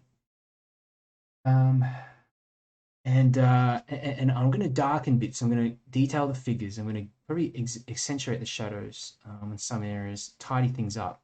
But for two washes, well, it's really just one wash. You can get quite a bit in here, guys. So I'm just going to read through the comments. Bronwyn, still watching. Fantastic. Great.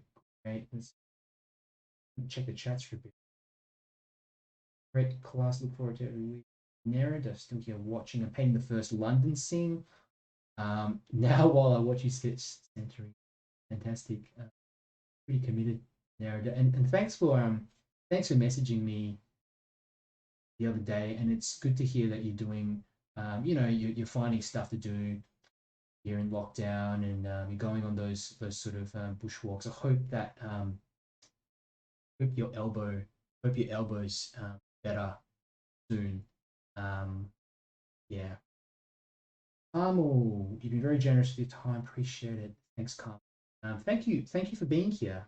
Really appreciate you guys and your commitment to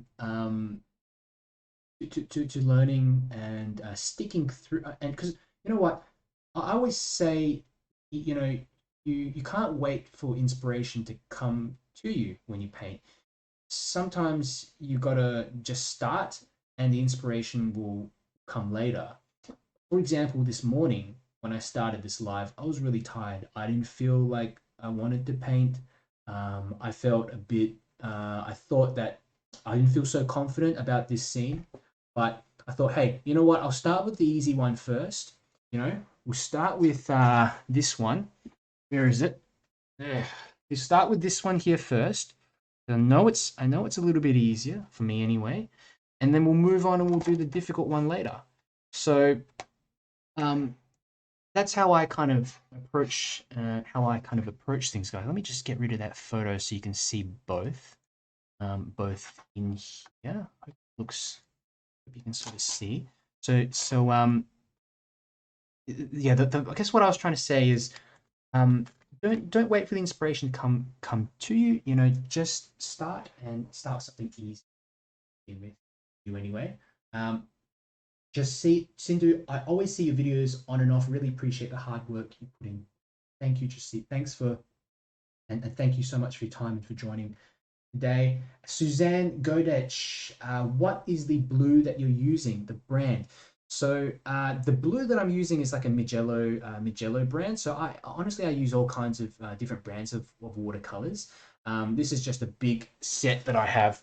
You know, they don't sponsor me or anything like that. I'm nowhere near big enough to, you know, for that. But they this is yeah, I bought these like I don't know how many years ago, probably like 6 years ago, and they're still, all the tubes are still full. But you want to look at watercolors in terms of granulating and non-granulating colors. So there are some watercolors that yeah, they granulate and they produce areas of just concentrations of pigments, and you can see the pigment dry in little grainy sections. Whereas this stuff that I'm using here, it dries, if you look at it, in a pretty transparent wash. There's not much in there, so they probably grind the paint down to very, very fine particles, or they use a non-granulating type of pigment or whatever that is. So yeah, I hope that makes sense. But that's I think that's this is a cobalt, sorry, ultramarine blue from Mugello. This is a cerulean blue, also from Mugello. But again, it doesn't matter the brand so much. You can pick things like Schminker. I use Schminker as well, Daniel Smith, whatever. But the main thing is just check the whether the paint's granulating or not. Because I know some brands, they overprice. You know, they definitely overprice some of their pigments. And you can, and if you look on the back of the bottle, let me just give you an example. The back of a bottle, a tube of paint, you'll be able to see at the bottom these little characters: PB29, PB15:3. So these PB values, they stand for the actual pigment that these paints are based on. So they might use a kind of rock or a mineral. And for example, this brand might use PB29 and it's charging, I don't know, $10, and another brand's, you know, also PB29 charging $30. It's pretty much the same thing.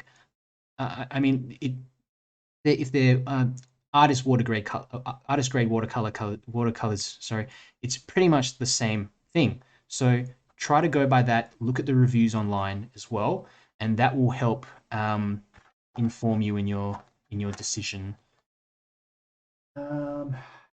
Let's have a look. What else? Other questions? For the Mediterranean, I use this new tube, and I just bought phthalo turquoise. Fantastic. That's a really nice color. And I tend to make my own turquoise. I just mix some cerulean blue with Naples yellow, only because I got those two. Jill Jones, thanks, Darren. Good night. Good night, Jill. Thanks for watching, and please post your results in our group, Watercolor Mentor Beginners. Watercolor Mentor Community Group, and there's also Watercolor Beginners Group. Reach out to me if you need help, and you know, thank you also so much to my supporters. I know some of you I haven't been watching, but I do get donations from time to time, and people that do check out my courses, and really appreciate that your support, and you know, just watching along, the support from you, just watching along, it really does wonders for me. If you want to learn a bit more as well, I do have courses, and I've got a whole bunch of other free materials and stuff on my website, just on watercolormentor.com. I'm not the best at websites at the moment, and God, if you know someone that's any good at designing websites or good at web sort of stuff, please get in contact with me so I can maybe get some help from them, because I'm struggling a little bit to sort of set up this page to make it look the way I want and just make it more efficient to find for you guys to find stuff. So if you know anyone, yeah, I would appreciate it if you could reach out to me. What was I saying? Yeah, but yeah, on the website I do have courses. I've got links to YouTube, and you know, the videos I've done before. I think this is the 14th live that I've done. So there's 13 classes before. So go check out the previous ones. They run very similar to this one, especially the last 6 or 7. The earlier ones I was very nervous doing these lives, and so but they you know, they're useful as well. Probably the more recent ones you'll find a bit more engagement with. So go have a look at that. Um, Fantastic. Um, just reading the rest of the comments. Uh, Donna, thank you, very interesting. And Angela Babetta, that's great advice, Darren. Uh, Great advice on the color codes, fantastic. Thanks, Meredith. Tanya, I found some white knights are cheap for what you get too. Yep, I've got a little, I got a container of white knights too, and I do have some of the what do you call the pans, the little pans, which I bought again about 6 years ago when they were really cheap. It only cost I got a set of 36 white knights, believe it or not, 36 of them, for about $30 Australian. So yeah. Um, let's have a look. Creative, creative fold. Creative fold. Oh, okay, so Meredith, really good at websites. All right, I might have a chat to you. Might have a chat to you later, Meredith. Thank you. Thanks for sharing that, and good to you know, as well, if anyone else is interested. I think Meredith's got a sort of digital agency. If you're interested, might want to check it out. Thanks, Anna. Thanks for coming along. Again, showing up again each week and giving it a try. Ellen was great. Thanks so much. Next week, is the class the same time or an hour earlier? I'm going to have it the same time, usually just 10:30. But do let me know what times work for you. If you can convert it to Melbourne time as well, that might be better for me, because I get worried that I'm doing the conversions wrong on the internet. So I need to try to get you guys to convert it from Melbourne time to your time yourselves, so that you don't wake up at 1 a.m. and be annoyed that I'm not there. Uh, Thank you. Okay, ask for George. Ask for George. Okay. Thanks. Thanks, Meredith. Angela. Um, Thank you. Signing off now. It's midnight in Canada. Many thanks, Darren. You're fantastic. So generous to share your artistic gifts with us. You're welcome, Angela. And I love doing these. These are great fun for me and great practice.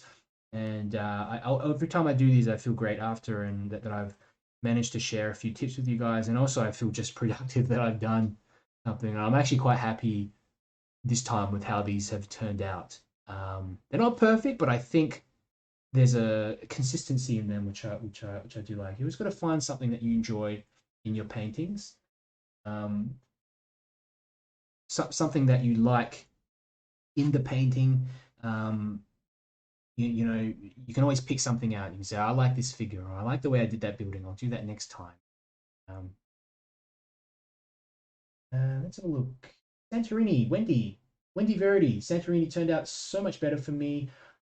Brought back so many memories. Thank you for another great workshop. Thanks, Wendy. And it's good that it sort of helped you to remember a little bit about your trip. I really want to go someday, and I think yeah, sketching and picking out some of your holiday photos. If you've got holiday photos of Santorini or any other sort of areas, you can pick those out and paint them, and it helps consolidate those memories. That's how I've found it anyway. I think she's referring to daylight savings. Okay. Ellen showing up on Facebook an hour earlier. Okay. I'll have a look at that, Ellen. Yeah, I'll have a look at that. I don't know why it's doing that. It should be the same time. Otherwise, I'll change it back. Oh, yeah. Actually, no, you're right. Ellen's saying, yeah, we're switching to daylight savings time, so it'll be an hour's difference. So, yeah, whatever it says in Facebook, because it does convert the time to your own time. If you check the event, scroll right up to the top of the Facebook event, you'll be able to find the converted time. So it will convert it to your own. Hope that helps. This is my happy day. Thank you for sharing. Thank you, Myrtle. Thank you for coming along. Um, and thanks, Shanolan in YouTube. Thanks. I'm glad you all enjoyed it. And please, share this around with people and in groups.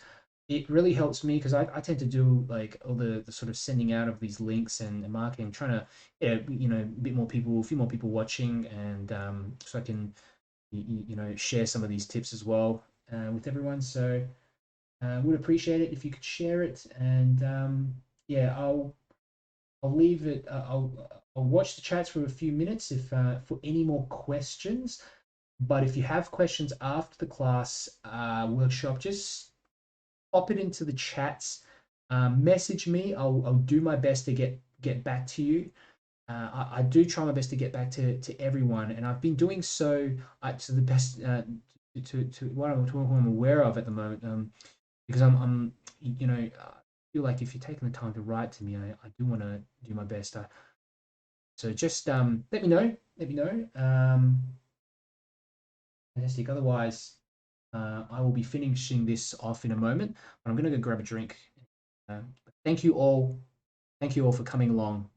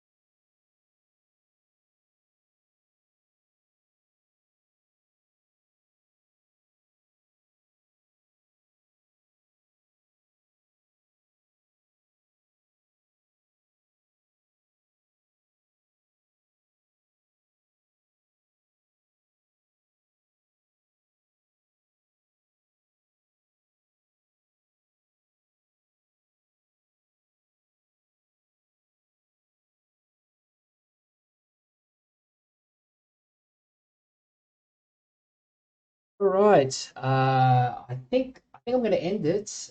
Tanya, thanks. Thank you as a beginner. Thanks so much as a beginner through Melbourne lockdown.